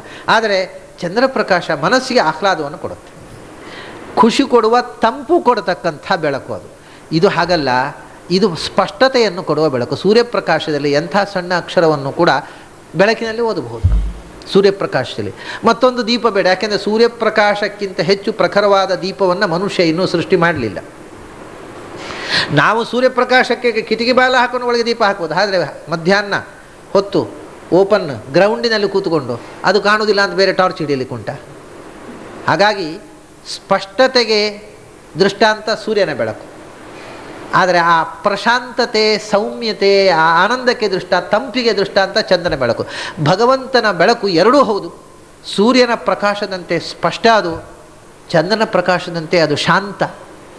ಬೆಳದಿಂಗಳಿನ ಸೌಮ್ಯತೆ, ಸೂರ್ಯಪ್ರಕಾಶದ ಸ್ಪಷ್ಟತೆ ಎರಡೂ ಒಟ್ಟು ಕೂಡಿದರೆ ಹೇಗಿರುತ್ತೆ ಹಾಗಿದೆ ಅವನ ಬೆಳಕು. ಆದ್ದರಿಂದ ಅದು ಸೂರ್ಯನಂತೆಯೂ ಹೇಳಬಹುದು, ಚಂದ್ರನಂತೆಯೂ ಅಂತ ಹೇಳಬಹುದು. ಅದನ್ನು ಬಿಸಿಲು ಅಂತಲೂ ಹೇಳಬಹುದು, ಅದನ್ನು ನೆರಳು ಅಂತಲೂ ಹೇಳಬಹುದು. ಛಾಯಾತಪವು ಬ್ರಹ್ಮವಿದೋ ವದಂತಿ, ಅದು ಬಿಸಿಲಿನಂತೆಯೂ ಇದೆ, ಅದು ನೆರಳಿನಂತೆಯೂ ಇದೆ. ಬಿಸಿಲಿನಂತೆ ಸ್ಪಷ್ಟ, ನೆರಳಿನಂತೆ ಶಾಂತ. ಅದಕ್ಕೋಸ್ಕರ ಆಚಾರ್ಯರು ನಾವು ಭಗವಂತನನ್ನು ಹೇಗೆ ಧ್ಯಾನ ಮಾಡಬೇಕು, ಸೂರ್ಯಪ್ರಕಾಶದ ಹಾಗೆ ಇದ್ದ ಅಂತ ಧ್ಯಾನ ಮಾಡಬೇಕು ಅಂದರೆ ಸ್ಪಷ್ಟತೆಯ ಮುಖದಲ್ಲಿ ಮಾಡ್ಬೋದು. ಆದರೆ ಸೂರ್ಯಪ್ರಕಾಶದಂತೆ ಅಲ್ಲಿ ಯಾಕೆ ಹೇಳಿದ್ದು ಅಂದರೆ, ಅದನ್ನು ನೋಡಿ ನನಗೆ ಕಣ್ಣು ಕುಕ್ಕಿದಂತಾಗ್ತಾ ಇದೆ, ನನಗೆ ನೋಡಲಿಕ್ಕೆ ಆಗ್ತಾ ಇಲ್ಲ, ಇದನ್ನು ಉಪಸಂಹಾರ ಮಾಡು ಅಂತ ಕೇಳಿಕೊಂಡ ಅರ್ಜುನ. ಅದು ಸಂಹಾರ ಶಕ್ತಿಯಾಗಿ ನಿಂತಾಗ ಕಂಡಂಥ ಒಂದು ಬೆಳಕು ಅದು. ಅದು ಬರೇ ಸ್ಪಷ್ಟತೆ ಅಲ್ಲ, ಸುಡುವ ಬೆಳಕದು. 18 ಅಕ್ಷೋಹಿಣಿಯನ್ನು ಸುಟ್ಟು ಬಿಡಬೇಕು ಅಂತ ನಿಂತ ಬೆಳಕದು. ನಾವು ಧ್ಯಾನದಲ್ಲಿ ಆ ರೀತಿ ಭಗವಂತನನ್ನು ದಾಹಕ ಶಕ್ತಿಯಾಗಿ ಉಪಾಸನೆ ಮಾಡಬಾರದು. ಮತ್ತು ಅಂದರೆ ಅದು ಶಾಂತವಾದ ತಿಂಗಳ ಬೆಳಕಿನಂಥ ತಂಪಾದ ಬೆಳಕು ಅಂತ ಧ್ಯಾನ ಮಾಡು. ಇಲ್ಲದೇ ಇದ್ದರೆ ನೀನು ತಡ್ಕೊಳ್ಳಿಕ್ಕಾಗೋದಿಲ್ಲ ಆ ಬೆಳಕನ್ನು ನಿನಗೆ. ನಾವು ಹೇಗೆ ಧ್ಯಾನ ಮಾಡ್ತೇವೆ, ಭಗವಂತ ಅವನು ಸೂರ್ಯನೊಳಗೆ ಇರತಕ್ಕವ, ಇಡೀ ಜಗತ್ತನ್ನು ಸುಡಬಲ್ಲಂತಹ ಪ್ರಕಾಶ ಅವನದ್ದು ಅಂತ ಉಪಾಸನೆ ಮಾಡಿದರೆ ಆ ದಾಹ ನಮಗೆ ತಟ್ಟುತ್ತೆ, ನಾವು ತಡ್ಕೊಳ್ಳಿಕ್ಕಾಗೋದಿಲ್ಲ ಮೆಡಿಟೇಷನ್ನಲ್ಲಿ. ಆದ್ದರಿಂದ ಹಾಗೆ ಧ್ಯಾನ ಮಾಡಬೇಡ. ಮಾಡಿಕೊಂಡ್ರೆ ಅದು ಮೊದಲು ನಿನ್ನನ್ನೇ ಸುಡುತ್ತೆ, ಅದನ್ನು ತಡ್ಕೊಳ್ಳುವ ತಾಕತ್ತಿಲ್ಲ ನಿನಗೆ. ಅದರಿಂದ ಶಾಂತ ತಂಪಾದಂಥ ಬೆಳದಿಂಗಳಂಥ ಬೆಳಕು ಅಂತ ಉಪಾಸನೆ ಮಾಡು. ಯಾಮಿನೀನಾಥ ಸಹಸ್ರಾಮಿತ ಕಾಂತಿಮತ್, ಸಾವಿರಾರು ಚಂದ್ರರ ಬೆಳಕಿಗೂ ಸಾಟಿಯಲ್ಲದ ಕಾಂತಿ ಉಳ್ಳಂಥ. ಇದನ್ನೇ ಕಾಂತಿ ಮತ್ತು ತೇಜಸ್ಸು ಅಂತ. ಚಂದ್ರನದ್ದು ಕಾಂತಿ, ಸೂರ್ಯನದ್ದು ತೇಜಸ್ಸು ಅಂತ. ಚಂದ್ರನ ತೇಜಸ್ಸು ಅಂತ ಹೇಳೋದಿಲ್ಲ, ಸೂರ್ಯನ ಕಾಂತಿ ಅಂತ ಹೇಳೋದು ಸಾಮಾನ್ಯವಾಗಿ. ಅದು ಸೂರ್ಯಕಾಂತಿ ಅಂತ ಹೇಳ್ಬೋದು, ಹೇಳಬಾರದು ಅಂತಲ್ಲ. ಆದರೆ ಸೂರ್ಯನ ತೇಜಸ್ಸು ಅಂದರೆ ಅದರಲ್ಲಿ ಪ್ರಖರತೆ, ತೇಜಸ್ಸು ಅನ್ನುವಲ್ಲಿ ಪ್ರಖರತೆ ಇದೆ, ಕಾಂತಿ ಅನ್ನುವಲ್ಲಿ ಸೌಮ್ಯತೆ ಇದೆ. ಕಮು ಕಾಂತವು ಅಂತ. ಈಗ ಅದು ಕಮನೀಯ, ತುಂಬ ಪ್ರಿಯವಾದದ್ದು ಅಂತ. ಕಾಂತಿ ಅಂದರೆ ನಾವು ಬಯಸುವಂಥದ್ದು ಅಂತ ಅರ್ಥ. ಅದರಿಂದಲೇ ಬಯಸುವಂಥ, ಕಾಂತಿ ಅಂದರೆ ಬಯಸುವಂಥದ್ದು. ಆದ್ದರಿಂದಲೇ ಕಾಂತ ಅಂದರೆ ತಾನು ಬಯಸುವ ಗಂಡು, ಕಾಂತೆ ಅಂದರೆ ಬಯಸುವ ಹೆಣ್ಣು, ಕಾಂತಿ ಅಂದರೆ ಬಯಸುವಂಥ ವಸ್ತು, ಬಯಕೆ, ನಾವು ಬಯಸಬೇಕಾದಂಥದ್ದು, ಅಪೇಕ್ಷಿಸುವಂಥದ್ದು ಅಂತ ಅರ್ಥ. ಅದು ತೇಜಸ್ಸು ಅನ್ನುವ ಶಬ್ದದಲ್ಲಿ ಆ ನಮ್ಮ ಡಿಸೈರ್ ಇಲ್ಲ. ಅದು ನಾವು ಬಯಸಲಿ ನಮ್ಮನ್ನು ಸುಟ್ಟು ಬಿಡ್ತದೆ. ಇದು ಹಾಗಲ್ಲ, ತುಂಬ ಅಪೇಕ್ಷಣೀಯವಾದ್ದು. ಚಂದ್ರಪ್ರಕಾಶ ಅನ್ನೋದನ್ನು ಯಾರು ಬೇಡ ಅಂತಾರೆ, ಅಂಥ ಕಾಂತಿ ಉಳ್ಳದ್ದು. ಯಾಮಿನೀನಾಥ ಸಹಸ್ರಾಮೃತ ಕಾಂತಿಮತ್. ಮತ್ತು ಇನ್ನೊಂದು ಹೇಳ್ತಾರೆ, ಭವತಾಪಾಪನೋದಿ, ಅದು ತಂಪಾಗಿದೆ ಅಷ್ಟೇ ಅಲ್ಲ, ಅದು ಬಿಸಿಲನ್ನು ನಾಶ ಮಾಡುತ್ತೆ ಅಂದರು. ಯಾವುದು ಭವತಾಪ, ಸಂಸಾರದ ಬೇಗೆಯನ್ನು ಪರಿಹರಿಸುವಂಥ ತಂಪು ಅದು. ಆದ್ದರಿಂದ ಅದು ಸೂರ್ಯಪ್ರಕಾಶ ಅಲ್ಲ, ಚಂದ್ರಪ್ರಕಾಶ. ಅದು ಭವತಾಪ ಅಪನೋದಿ, ಭವದ ತಾಪವನ್ನು ಅಪಹರಿಸುವಂಥದ್ದು. ಆದ್ದರಿಂದಲೇ ಈ ಡ್ಯಂ ಎಲ್ಲರೂ ಸ್ತುತಿಸಬೇಕಾದಂಥದ್ದು ಯಾವುದು? ಶ್ರೀಪತೇಹೇ ಮುಖಪಂಕಜಂ, ಲಕ್ಷ್ಮಿಯ ಪತಿಯಾದಂಥ ನಾರಾಯಣನ ಮುಖ ಕಮಲವನ್ನು ಧ್ಯಾನ ಮಾಡಬೇಕು. ಅದನ್ನು, ಈ ರೂಪವನ್ನು ಕಪಿಲ ಸ್ತೋತ್ರದಲ್ಲಿ ಭೃತ್ಯಾನುಕಂಪಿತ ಧಿಯೇಹ ಗೃಹೀತ ಮೂರ್ತೇ ಸಂಚಿಂತೆಯೇದ್ದು ಭಗವತೋ ವದನಾರವಿಂದಂ, ಭಗವಂತನ ಮುಖಕಮಲವನ್ನು ಧ್ಯಾನ ಮಾಡಬೇಕು. ಯಾಕೆ ಅಂದರೆ ಆ ಮುಖಕಮಲ ಇರುವುದೇ ನಿನಗೋಸ್ಕರ. ಭೃತ್ಯಾನುಕಂಪಿತ ಧಿಯೇಹ ಗೃಹೀತ ಮೂರ್ತೇಹೆ, ಭಗವಂತನ ಮುಖಕಮಲ ಅಂತ ನಮಗೆ ಕಾಣಿಸುವುದು ಅವನ ರೂಪ ತೊಟ್ಟು ಬಂದಾಗಲ್ಲ. ಒಂದು ರೂಪ ತೊಟ್ಟು ಧಾರಣೆ ಮಾಡಿ ಅವತರಿಸಿ ಬಂದಾಗ ಅವನ ರೂಪ ತೊಟ್ಟು ಯಾಕೆ ಬರ್ತಾನೆ? ನಾವು ಕಂಡು ತಣಿಯಬೇಕು ಅಂತ ಹೇಳಿದರೆ ಅವನಿಗೆ ಯಾವ ರೂಪ ತೊಡಬೇಕಾದ ಅಗತ್ಯವೂ ಇಲ್ಲ. ಭೃತ್ಯ ಅನುಕಂಪಿತ ಧಿಯೇಹ ಗೃಹೀತ ಮೂರ್ತೇಹೆ, ಭಕ್ತರ ಅನುಕಂಪೆಯಿಂದಲೇ ಅವನ ರೂಪ ತೊಟ್ಟು ಬಂದ.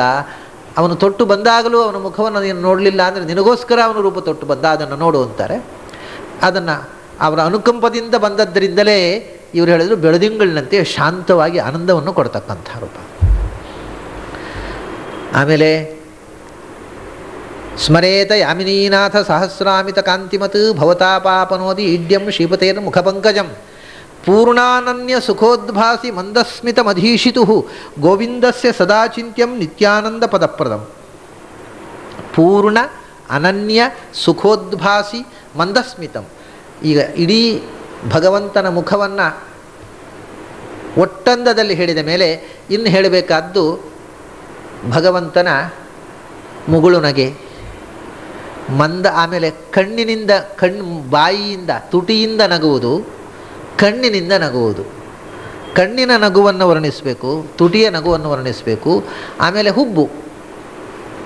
ಈ ಮೂರು ವಿಶೇಷವಾಗಿ ಆ ಮುಖದಲ್ಲಿ ನೋಡಬೇಕಾದ ಅದನ್ನು ಮುಂದಿನಷ್ಟು ಹೇಳ್ತಾರೆ. ಪೂರ್ಣ ಅನನ್ಯ ಸುಖೋದ್ಭಾಸಿ ಮಂದಸ್ಮಿತಂ, ಭಗವಂತನ ಮುಖದಲ್ಲಿ ಮಂದಸ್ಮಿತ ಮುಗುಳು ನಗೆ ಇದೆ ಅಂತ ಚಿಂತನೆ ಮಾಡುವುದು. ಆ ಮುಗುಳು ನಗೆ ಯಾಕೆ ಬಂತು? ನಗೆಗೆ ಬೇರೆ ಬೇರೆ ಕಾರಣಗಳಿದೆ. ಇನ್ನೊಬ್ಬರನ್ನು ನೋಡಿ ಅಸಹನೆಯಿಂದಲೂ ನಗು ಬರೋದುಂಟು, ಅಥವಾ ನಾವು ಇನ್ನೊಬ್ಬರ ಮುಂದೆ ನಮಗೆ ಒಳಗಿನಿಂದ ತಾಪತ್ರಯ ಇದೆ ಅಂತ ಗೊತ್ತಾಗಬಾರದು ಅಂತ ಇನ್ನೊಬ್ಬರ ಮುಂದೆ ನಗುವುದುಂಟು. ನಾನಾ ಬಗೆಯ ನಗುಗಳಿದ್ದಾವೆ. ಭಗವಂತ ಯಾಕೆ ನಗ್ತಾ ಇದ್ದಾನೆ? ದಾಸರು ಹೇಳಿದರು ನಗೆಯೂ ಬರುತ್ತಿದೆ. ಹಾಗೆ ನಮ್ಮನ್ನು ನೋಡಿ ಅಯ್ಯೋ ಪಾಪವೇ ಅಂತ ನಗ್ತಾ ಇದ್ದಾನೋ, ಯಾಕೆ ನಗ್ತಾ ಇದ್ದಾನವ ಅಂದರೆ ಪೂರ್ಣ ಅನನ್ಯ ಸುಖೋದ್ಭಾಸಿ ಅಂತ. ನಮ್ಮ ನಗೆ ನಾವು ಸುಖ ಆದಾಗಲೂ ನಗ್ತೇವೆ, ಕೆಲವೊಮ್ಮೆ ದುಃಖ ಆದಾಗ ಕೂಡ ನಮಗೆ ದುಃಖ ಆಗಿದೆ ಅಂತ ಗೊತ್ತಾಗಬಾರ್ದು ಅಂತ ನಗ್ತಾ ಇರ್ತೇವೆ, ಏನೇನೋ ನಾಟಕ ಮಾಡ್ತೇವೆ. ಭಗವಂತನ ನಗು ಕೇವಲ ಆನಂದದಿಂದ ಬಂದದ್ದು ಅಂದರು. ಅದು ಎಂಥ ಆನಂದ? ಪೂರ್ಣವಾದ ಆನಂದ, ಸಾಟಿ ಇಲ್ಲದ ಅನನ್ಯ. ಅನ್ಯ ಇಲ್ಲದ್ದು ಅಂದರೆ ದುಃಖ ಇಲ್ಲದ ಅಂತ ಒಂದರ್ಥ, ಇನ್ನೊಂದು ಸಾಟಿ ಇಲ್ಲದ್ದು ದುಃಖ ಇಲ್ಲದ ಪರಿಪೂರ್ಣವಾದ, ಅದಕ್ಕೆ ಸಾಟಿಯೇ ಇಲ್ಲದ ಅನಂತವಾದ ಸುಖದಿಂದ ಹೊಮ್ಮಿದ ಮಂದಹಾಸ. ಅದು ಸುಖದ ಉದ್ಗಾರ. ಯಾಕೆ ನಗ್ತಾ ಇದ್ದಾರೆ ಅಂದರೆ ಒಳಗಿನ ಸುಖ, it is N expression of the overflow of inner Joy. ಒಳಗಿನ ಆನಂದ ಹೊರಕ್ಕೆ ಚಿಮ್ಮಿದಾಗ ಅದು ಮಗಳು ನಗೆಯಾಗಿ ಚಿಮ್ಮಿತು ಅಂತ. ಪೂರ್ಣ ಅನನ್ಯ ಸುಖೋದ್ಭಾಸಿ ಮಂದಸ್ಮಿತಂ ಅಧೀಶಿತು, ಜಗತ್ತಿನ ಬ್ರಹ್ಮಾದಿ ದೇವತೆಗಳಿಗೂ ನಿಯಾಮಕನಾಗಿರತಕ್ಕಂಥ ಭಗವಂತನ ಮಂದಹಾಸವನ್ನು ಸ್ಮರಿಸಬೇಕು. ಗೋವಿಂದಸ್ಯ ಸದಾ ಚಿಂತ್ಯಂ. ಇಲ್ಲಿ ಮಂದಸ್ಮಿತ, ಅಲ್ಲಿ ನೋಡಿ ಕಂಠ ವೈಕುಂಠ ಅಂದರು, ವೈಕುಂಠನ ಕಂಠ ಅಂದರು, ಗೋವಿಂದನ ಮಂದಸ್ಮಿತ ಅಂತಾರೆ. ಆ ಶಬ್ದಗಳಲ್ಲಿ ಒಂದು ಲಯವನ್ನು ತರ್ತಾರೆ, ಅದು ಕಾವ್ಯದ ಗುಣಕ್ಕೆ. ಅಷ್ಟೇ ಅಲ್ಲದೆ ಗೋವಿಂದ ಅನ್ನುವ ಶಬ್ದದ ಅರ್ಥ ಚಿಂತನೆ ಮಾಡುವಾಗ ಇದರ ವಿಶೇಷ ಔಚಿತ್ಯ ನಮ್ಗೆ ಗೊತ್ತಾಗುತ್ತೆ. ನಮಗೆ ಮಂದಸ್ಮಿತ ಕಾಣುವುದು ಎಲ್ಲಿ? ಧ್ಯಾನದಲ್ಲಿ. ಒಂದು ನಾವು ಧ್ಯಾನ ಮಾಡೋದು ಯಾವ ರೂಪವನ್ನು?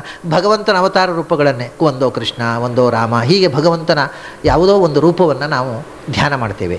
ಆ ಧ್ಯಾನದಲ್ಲಿ ಮಂದಸ್ಮಿತವನ್ನು ಕಾಣ್ತೇವೆ. ಆ ಅವತಾರ ರೂಪವನ್ನು ಹೇಳತಕ್ಕಂಥ ಶಬ್ದವೇ ಗೋವಿಂದ ಅನ್ನುವ ಶಬ್ದ. ಗೋವಿಂದ ಅಂದರೆ ವಿಶೇಷವಾಗಿ ಭಗವಂತನ ಕೃಷ್ಣಾವತಾರ.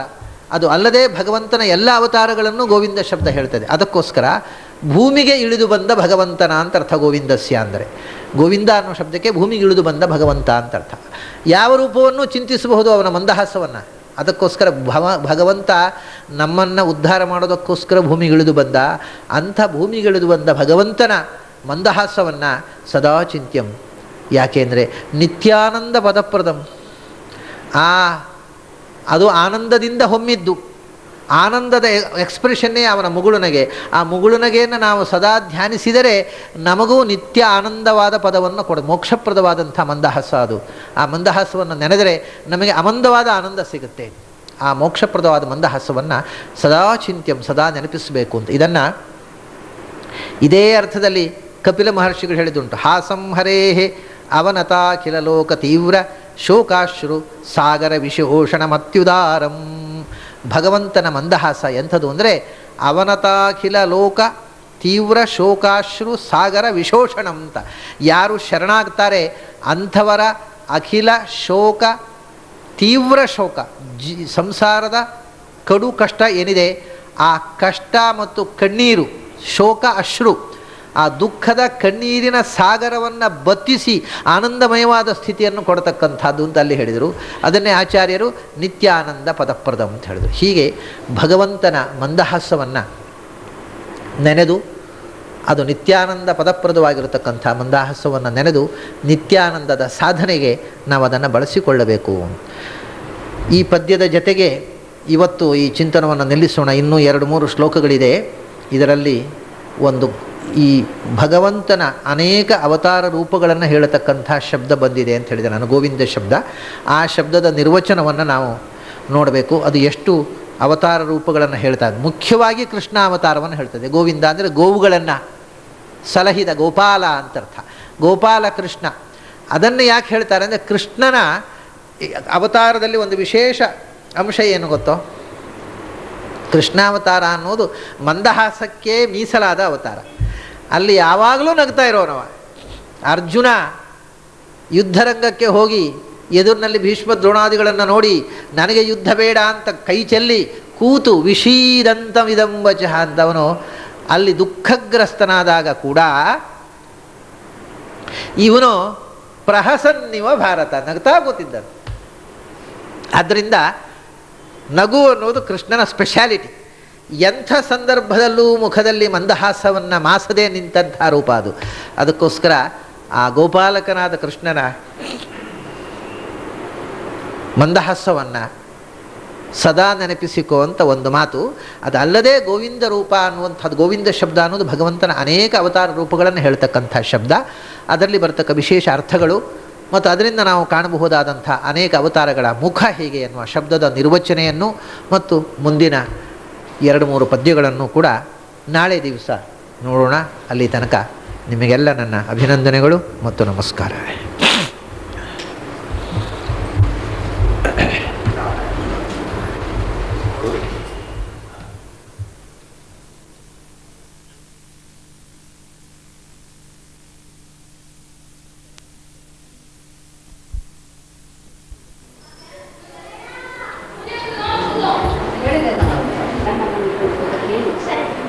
ಪರಾಶರಸೂನು ಸತ್ಯವತೀ ಹೃದಯನಂದನೋ ವ್ಯಾಸಃ ಯಸ್ಯ ಹಾಸ್ಯಕಮಲಗಲಿತಂ ವಾङ्ಮಯಮೃತಂ ಜಗತ್ಪಿಬತಿ.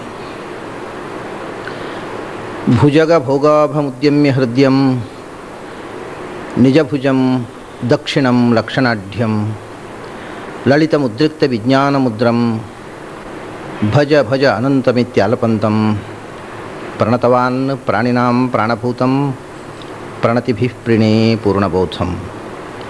ಭವದವೋಷ್ಣೇನ ತಾತಪ್ಯಮಾನಾನ್ ಭುವಿ ಪರಂ ನಾಥಂ ಅಪ್ರೇಕ್ಷಮಾಣಾನ್ ಭುವನಮಾನ್ಯೇನ ಚ ಅನ್ಯೇನ ದೋಷ್ಣಾ ಭವತು ಭೀರ್ಮಾ ಇತಿ ನಃ ಸಾಂತ್ವಯಂತಂ. ಪ್ರಣತವಾನ್ ಪ್ರಾಣಿನಾಂ ಪ್ರಾಣಭೂತಂ ಪ್ರಣತಿಭಿಃ ಪ್ರಣೇ ಪೂರ್ಣಬೋಧಂ. ನನ್ನ ಅಧ್ಯಾತ್ಮ ಬಂಧುಗಳೇ, ಭಗವಂತನ ಮಂದಹಾಸದ ನೆನಪಿನ ಜೊತೆಗೆ ನಾವು ನಿನ್ನೆ ನಿಲ್ಲಿಸಿದ್ದೆವು. ಆ ಮಂದಹಾಸದ ವಿವರ ಆಚಾರ್ಯರು ಏನು ಹೇಳಿದ್ದಾರೆ ಮತ್ತು ಮುಂದೆ ಭಗವಂತನ ಕರುಣಾ ಕಟಾಕ್ಷದ ಚಿತ್ರಣ ಏನು ಬರುತ್ತೆ ಅನ್ನೋದನ್ನು ಇವತ್ತು ನೋಡೋಣ. ಪೂರ್ಣಾನನ್ಯ ಸುಖೋದ್ಭಾಸಿ ಮಂದಸ್ಮಿತಮಧೀಶಿತು ಗೋವಿಂದಸ್ಯ ಸದಾ ಚಿಂತ್ಯಂ ನಿತ್ಯಾನಂದ ಪದಪ್ರದಂ ಅಂತ. ಆ ಮಂದಸ್ಮಿತ ಅನ್ನುವುದು ಯಾವುದಕ್ಕೋಸ್ಕರ ಭಗವಂತನ ಮುಖದಲ್ಲಿ ಮಂದಹಾಸ ಇದೆ ಅಂದರೆ, ಪೂರ್ಣ ಅನನ್ಯ ಸುಖೋದ್ಭಾಸಿ, ಪರಿಪೂರ್ಣವಾದ ಆನಂದದ ಮತ್ತು ಸಾಟಿ ಇಲ್ಲದ ದುಃಖದ ಸ್ಪರ್ಶ ಇಲ್ಲದ ಆನಂದದಿಂದ ಹೊಮ್ಮಿದ ಮಂದಹಾಸ ಅದು. ಮತ್ತು ಅದು ಆನಂದದಿಂದ ಹೊಮ್ಮಿದ್ದು ಅಷ್ಟೇ ಅಲ್ಲ, ಆ ಮಂದಹಾಸವನ್ನು ನಾವು ನಮ್ಮ ಹೃದಯದಲ್ಲಿ ಜೀವಸ್ವರೂಪದ ಬಿಂಬರೂಪದಲ್ಲಿ ಆ ಮಂದಹಾಸವನ್ನು ಕಂಡಾಗ ಅದು ನಿತ್ಯಾನಂದ ಪದಪ್ರದಂ ಅಂತ. ನಿತ್ಯವಾದ ಆನಂದವನ್ನು ಕೊಡ್ತಕ್ಕ ಪದ ಅಂದರೆ ಮೋಕ್ಷ. ಅದು ಮೋಕ್ಷಪ್ರದವಾದ ಮಂದಹಾಸ. ಅದು ಆನಂದದಿಂದ ಬಂದದ್ದು. ಅದು ದುಃಖ ಸ್ಪರ್ಶವಿಲ್ಲದ ಕೇವಲ ಆನಂದವನ್ನು ಕೊಡುವಂಥ ಮಂದಹಾಸ ಅಂತ. ಈ ಮಂದಹಾಸದ ರೂಪಕ್ಕೆ ಒಂದೊಂದು ಶ್ಲೋಕದಲ್ಲಿ ಒಂದೊಂದು ನಾಮವನ್ನು ಬಳಸಿದ್ದಾರೆ ಆಚಾರ್ಯರು. ಇಲ್ಲಿ ಗೋವಿಂದ ಅನ್ನೋ ಶಬ್ದವನ್ನು ಬಳಸಿದ್ದಾರೆ. ಈ ಗೋವಿಂದ ಶಬ್ದಕ್ಕೆ ಕೆಲವು ಅಪೂರ್ವ ಅರ್ಥಗಳಿವೆ. ಒಂದು, ಗೋವು ಅಂದರೆ ಸಂಸ್ಕೃತದಲ್ಲಿ ಭೂಮಿ, ಗೋವಿಂದ ಅಂದರೆ ಭೂಮಿಗೆ ಇಳಿದು ಬಂದವ ಅಂತ ಅರ್ಥ. ಹಾಗಾಗಿ ಭಗವಂತನ ಎಲ್ಲ ಅವತಾರಗಳನ್ನೂ ಕೂಡ ಒಂದು ಶಬ್ದದಿಂದ ಹೇಳುವುದಿದ್ದರೆ ಭೂಮಿಗೆ ಇಳಿದು ಬಂದ ಭಗವಂತ ಅಂತ ಅರ್ಥ ಗೋವಿಂದ ಅಂದರೆ. ಆಮೇಲೆ ಭಗವಂತನ ಅನೇಕ ಅವತಾರ ರೂಪಗಳನ್ನು ಕೂಡ ಅದು ಹೇಳುತ್ತೆ. ಗೋವು ಅಂದರೆ ಸಂಸ್ಕೃತದಲ್ಲಿ ಭೂಮಿ ಅಂತ ಒಂದು ಅರ್ಥ ಹೇಳಿದೆ. ಇನ್ನೊಂದು ಅರ್ಥ ಗೋವು ಅಂದರೆ ಸಂಸ್ಕೃತದಲ್ಲಿ ಅರ್ಥ ನೀರು ಅಂತ. ಗೋವು ಅಂತಂದರೆ ಮೂಲಭೂತವಾದ ಅರ್ಥ ಚಲಿಸುವಂಥದ್ದು ಅಂತ. ಗಮಲಗತವು, ಟು ಗೋ. ಇಂಗ್ಲೀಷ್ನಲ್ಲಿ ಗೋ ಅಂದರೆ ಏನೋ ಅದೇ ಸಂಸ್ಥೆಯಲ್ಲಿ ಕೂಡ ಗೋ ಅಂದರೆ ಟು ಗೋ, ಚಲಿಸುವಂಥದ್ದು. ಭೂಮಿ ನಿರಂತರ ಚಲಿಸುತ್ತಿದೆ ತನ್ನ ಕಕ್ಷೆಯಲ್ಲಿ, ಆದ್ದರಿಂದಲೇ ಇರಬಹುದು ಪ್ರಾಚೀನದನ್ನು ಗೋ ಅಂತ ಕರೆದಿರಬಹುದು. ನೀರು ನಿರಂತರ ಹರಿಯುವಂಥದ್ದು, ಆದ್ದರಿಂದ ನೀರನ್ನು ಕೂಡ ಗೋವು ಅಂತ ಕರೀತಾರೆ ಸಂಸ್ಕೃತದಲ್ಲಿ. ಅಂದ ಸಂಸ್ಕೃತದಲ್ಲಿ ಗೋವು ಅಂದರೆ ಭೂಮಿ, ಗೋವು ಅಂದರೆ ನೀರು. ಗೋವು ಅಂದರೆ ನೀರು ಅಂತ ಇಟ್ಟುಕೊಂಡಾಗ ಈಗ ಭಗವಂತನ ಗೋವಿಂದ ರೂಪಕ್ಕೆ ಒಂದು ಹೊಸ ಅರ್ಥ ಬಂತು. ಗೋವಿಂದ ಅಂದರೆ ನೀರಿನಲ್ಲಿ ಇರುವವನು ಅಂತ, ಅಂದರೆ ಮತ್ಸ್ಯರೂಪಿ ಅಂತ ಅರ್ಥ. ಮತ್ಸ್ಯಾವತಾರದ ಕಥೆ ಅದರಲ್ಲಿ ಬಂತು. ಕೂರ್ಮನೂ ಸಮುದ್ರ ಮಥನೆ ಮಾಡುವಾಗ ನೀರಿನಲ್ಲೇ ಇದ್ದವ, ಅದರಿಂದ ಕೂರ್ಮನೂ ಗೋವಿಂದ, ಮತ್ಸ್ಯನೂ ಗೋವಿಂದ. ಗೋವು ಅಂದರೆ ಭೂಮಿ ಅಂತ ನಾನು ಹೇಳಿದ್ದೆ. ಗೋವಿಂದ ಅಂದರೆ ಭೂಮಿಯನ್ನು ಪಡೆದವನು ಅಂದರೆ ವರಾಹ. ಬಹಳ ಸಹಜವಾಗಿ ಭಗವಂತನ ಅವತಾರ ರೂಪಗಳನ್ನು ಈ ಶಬ್ದ ಹೇಳುತ್ತೆ. ಆಮೇಲೆ ನರಸಿಂಹ. ಗೋವು ಅಂದರೆ ಇನ್ನೊಂದು ಅರ್ಥ ತುಂಬ, ಅದಕ್ಕೆ 10-12 ಅರ್ಥಗಳಿವೆ ಸಂಸ್ಕೃತದಲ್ಲಿ. ಗೋವು ಅಂದರೆ ಇನ್ನೊಂದು ಅರ್ಥ ಸ್ವರ್ಗ ಅಂತ. ಸ್ವರ್ಗವನ್ನು ಇಂದ್ರನಿಗೆ ವೇದಯತಿ ಮರಳಿಸಿ ಕೊಟ್ಟವನು ಗೋವಿಂದ. ಅಂದರೆ ಹಿರಣ್ಯಕಶಿಪುವನ್ನು ಕೊಂದು ಇಂದ್ರನಿಗೆ ಮತ್ತೆ ಸ್ವರ್ಗದ ಒಡೆತನವನ್ನು ಕೊಟ್ಟವ ನರಸಿಂಹ ಅಂತ ಅರ್ಥ. ಅಲ್ಲಿ ಗೋವು ಅಂದರೆ ಎಲ್ಲರೂ ಹೋಗಿ ಸೇರಬೇಕಾದದ್ದು ಅಂತ, ಹೋಗು ಚಲಿಸುವಂಥದ್ದಲ್ಲ, ನಾವು ಹೋಗಬೇಕಾದಂಥ ತಾಣ, ಜ್ಞಾನ ಪ್ರಧಾನವಾದ ತಾಣ. ಆಮೇಲೆ ಗೋವು ಅಂದರೆ ಮತ್ತೆ ಭೂಮಿ, 3 ಹೆಜ್ಜೆ ಭೂಮಿಯ ದಾನವನ್ನು ಬಲಿಯಿಂದ ಪಡೆದವ ಗೋವಿಂದ ಅಂದರೆ ವಾಮನ ಅಂತ ಅರ್ಥ. ಇವೆಲ್ಲ ಸಹಜವಾಗಿ 10 ಅವತಾರದ ಕಥೆಗಳು ಈ ಶಬ್ದದಲ್ಲಿ ಬರ್ತಾರೆ. ಆಮೇಲೆ ಗೋವಂದರೆ ಮತ್ತೆ ಭೂಮಿ, ಅದನ್ನು 21 ಬಾರಿ ದುಷ್ಟಕ್ಷತ್ರಿಯನ್ನು ಸಂಹಾರ ಮಾಡಿ ಪಡೆದವ ಗೋವಿಂದ ಅಂದರೆ ಪರಶುರಾಮ ಅಂತ ಅರ್ಥ. ಗೋವು ಅಂದರೆ ಬಿಲ್ಲಿನಿಂದ ಮುಂದಕ್ಕೆ ಚಲಿಸುವಂಥದ್ದು, ಬಾಣ ಅಂತ ಅರ್ಥ ಸಂಸ್ಕೃತದಲ್ಲಿ ಇನ್ನೊಂದು ಅರ್ಥ. ಆದ್ದರಿಂದ ರಾವಣನನ್ನು ಕೊಲ್ಲುವುದಕ್ಕೋಸ್ಕರ ಬಿಲ್ಲಿಗೆ ಬಾಣವನ್ನು ಏರಿಸಿದವ ಗೋವಿಂದ ಅಂದರೆ ರಾಮ ಅಂತ ಅರ್ಥ. ಗೋವಿಂದ ಅಂದರೆ ಗೋವುಗಳನ್ನು ಪಡೆದವ, ಗೋಪಾಲಕನಾಗಿದ್ದವ ಕೃಷ್ಣ ಅನ್ನುವುದು ಬಹಳ ಸಹಜವಾಗಿ ಪ್ರಸಿದ್ಧವಾದ ಅರ್ಥ. ಬರೇ ಗೋವುಗಳನ್ನು ಸಾಕಿದವನಲ್ಲ. ಗೋವು ಅಂತಂದರೆ to go is to know ಅಂತ ನಾನು ಯಾವಾಗಲೂ ಹೇಳ್ತೇನೆ. ಜ್ಞಾನ ಅಂತ ಅರ್ಥ ಸಂಸ್ಕೃತದಲ್ಲಿ.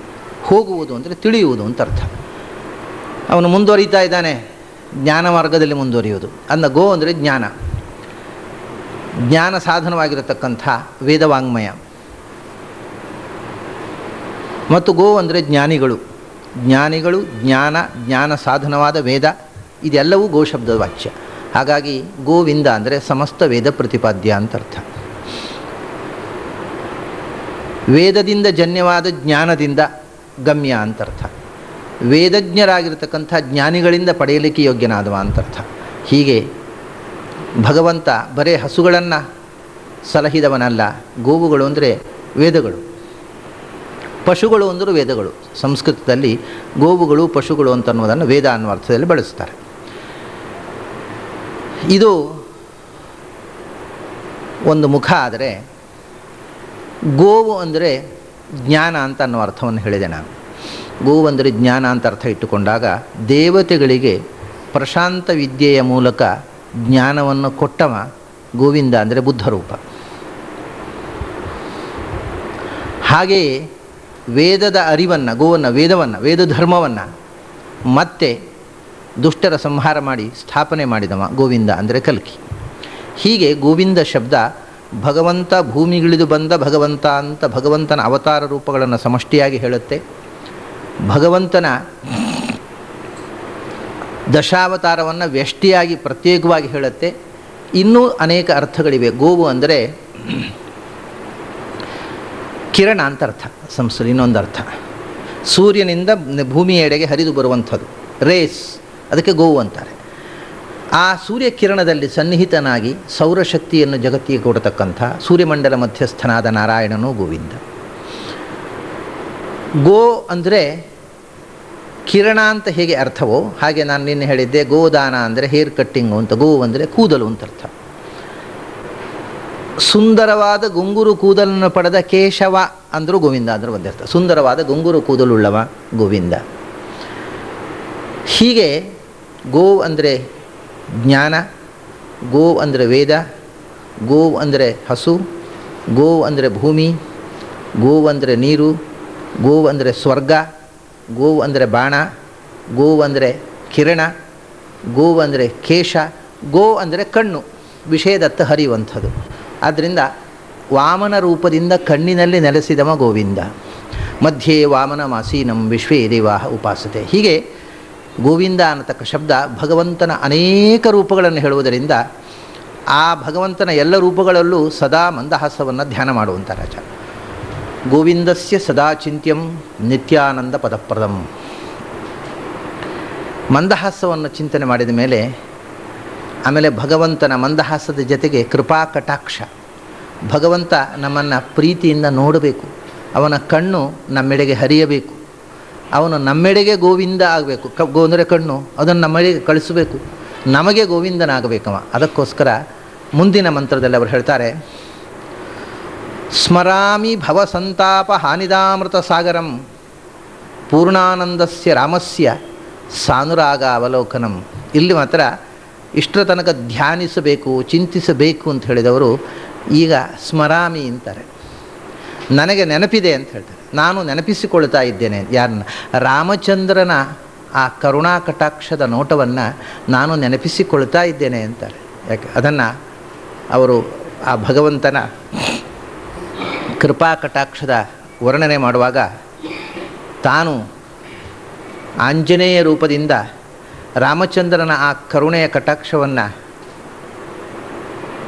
ಪಡೆದದ್ದು ನೆನಪಾಗಿ ಅದನ್ನು ಸ್ಮರಿಸಿ ಅಂತ ಹೇಳೋದು ಬಿಟ್ಟು ಸ್ಮರಾಮಿ, ನನಗೆ ನೆನಪಿದೆ ಅಂತ ಹೇಳ್ತಾರೆ. ಎಂಥದ್ದದು? ಸಾನುರಾಗ ಅವಲೋಕನಂ, ಅನುರಾಗದಿಂದ ಅಂದರೆ ಪ್ರೀತಿ ತುಂಬಿದ ಭಗವಂತನ ಕಣ್ಣ ನೋಟವನ್ನು, ಅವಲೋಕನವನ್ನು ನಾನು ಈಗಲೂ ನೆನಪಿಸಿಕೊಳ್ತಾ ಇದ್ದೇನೆ ಅಂತ. ಅದು ಎಂಥ ಕಣ್ಣ ನೋಟ? ಭವ ಸಂತಾಪ ಹಾನಿದ ಅಮೃತ ಸಾಗರಂ ಅಂತ. ಈ ಭವ ಅನ್ನುವುದು ಒಂದು ಸಂತಾಪ, ಸಂಸಾರ ಅನ್ನುವುದು ದುಃಖಗಳ ಸರಮಾಲೆ. ಆ ಸಂಸಾರ ದುಃಖದ ಸರಮಾಲೆಯನ್ನು ಹಾನಿದ ನಾಶಗೊಳಿಸುವಂಥ ಅಮೃತ ಸಾಗರ ಅಂತ. ಅದು ಅಮೃತದ ಕಡಲು, ಸುಧೆಯ ಕಡಲು.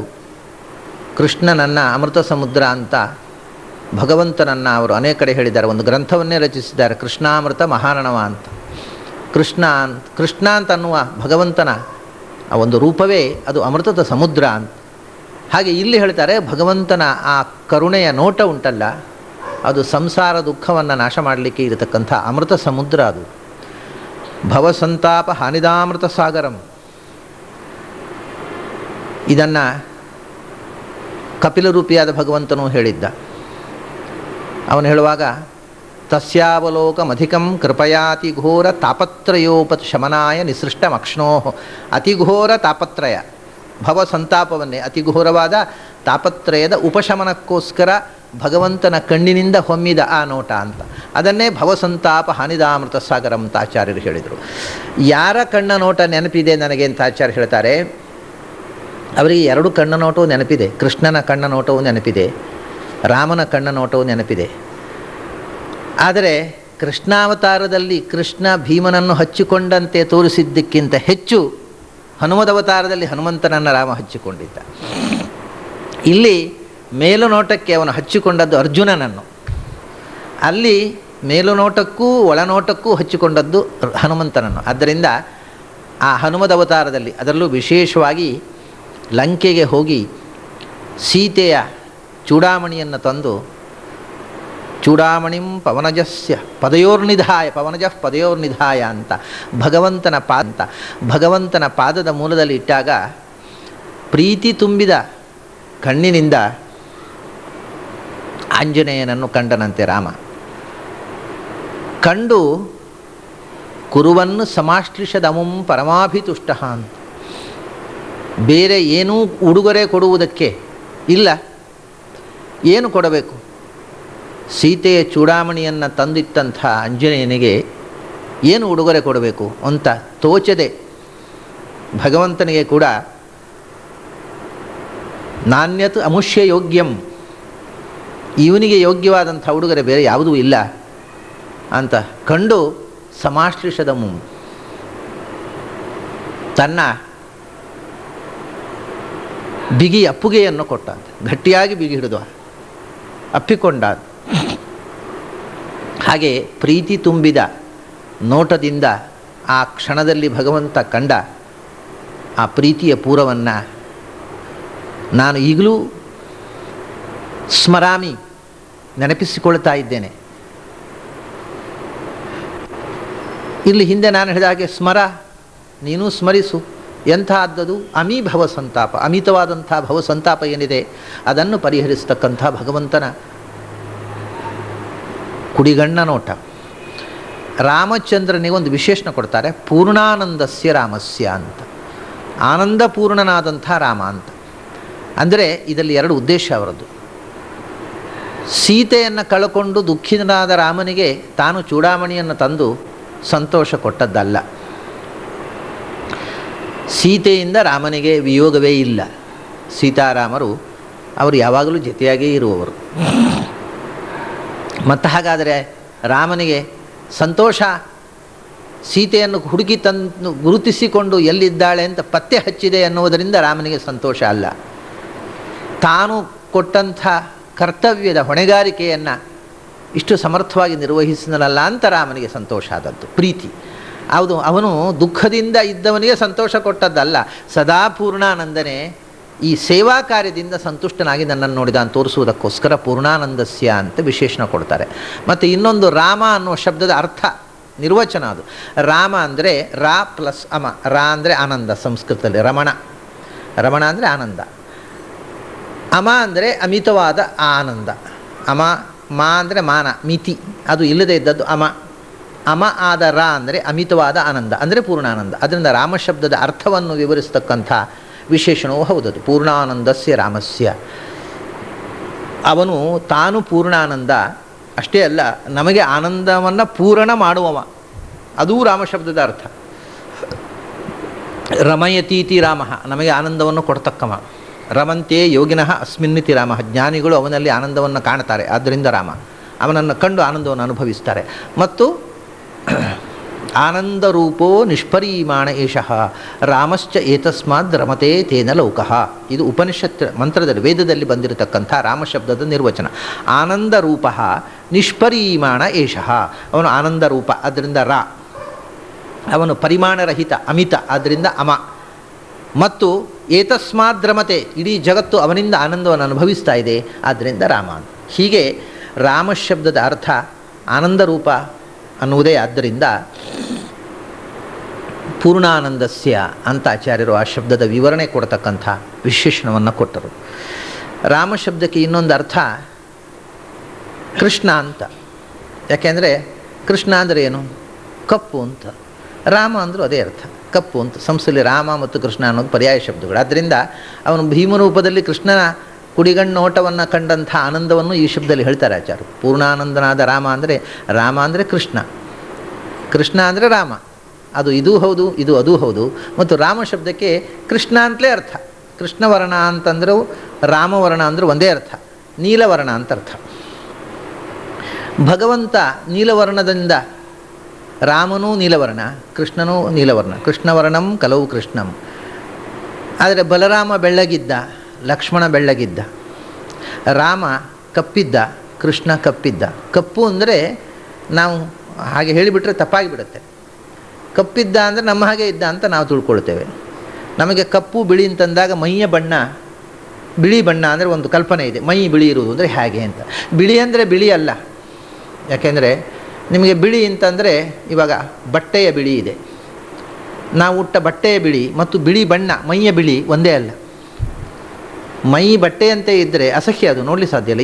ಈ ಮೈ ಬಟ್ಟೆಯ ಬಿಳಿ ವೈಟ್, ಪ್ಯೂರ್ ವೈಟ್ ಇದ್ದರೆ, ಹಾಗೆಯೇ ಕಪ್ಪು ಅಂದರೆ ಪೂರ್ತಿ ಕಪ್ಪಲ್ಲ, ಬಿಳಿ ಅಂದರೆ ಪೂರ್ತಿ ಬಿಳಿ ಅಲ್ಲ. ಮೈ ಬಣ್ಣಕ್ಕೆ ಸಂಬಂಧಪಟ್ಟ ಕಪ್ಪು ಬಿಳಿಗಳು ಬೇರೆಯೇ. ಅವು ಹೇಳೋದಷ್ಟೇ ಒಂದು ಶಬ್ದ, ನಿಜವಾಗಿ ಅದು ಏನು ಹೇಳಬೇಕು, ಬಿಳಿ ಅಂತ ಹೇಳೋದು. ಬಿಳಿಯಲ್ಲಿ ಹಾಗೆ ಕಪ್ಪಿನಲ್ಲಿ ಅನೇಕ ವಿಧಗಳಿವೆ, ಬಿಳಿಯಲ್ಲೂ ಅನೇಕ ವಿಧಗಳಿವೆ. ರಕ್ತಛಾಯೆಯಿಂದ ಕೂಡಿದ ಬಿಳಿಯೇ ಬಿಳಿ ಅಂತ ಅನ್ನೋದು. ರಕ್ತಛಾಯೆ ಇಲ್ಲದ ಬಿಳಿಚಿ ಹೋದ ಬಣ್ಣವನ್ನು ಬಿಳಿ ಅಂತ ಹೇಳುವುದಿಲ್ಲ. ರಕ್ತಛಾಯೆ ಇದ್ದಂಥ ಕಪ್ಪನ್ನೇ ಕಪ್ಪು ಅಂತ ಹೇಳೋದು. ಅಂದರೆ ಅದರಲ್ಲಿ ಕೆಂಪಿನ ಅಂಶ ಸೇರಿದೆ. ಮೈಯಲ್ಲಿ ಸ್ವಲ್ಪ ರೆಡ್ಡಿಶ್ ಬ್ಲ್ಯಾಕ್, ರೆಡ್ಡಿಶ್ ವೈಟ್ ಅಂತ ಹೇಳ್ಬೋದು ಸುಮಾರಾಗಿ. ಅಂಥ ವರ್ಣವೇ ದೇಹದ ಕಪ್ಪು ಅಥವಾ ದೇಹದ ಬಿಳಿ ಅಂತ.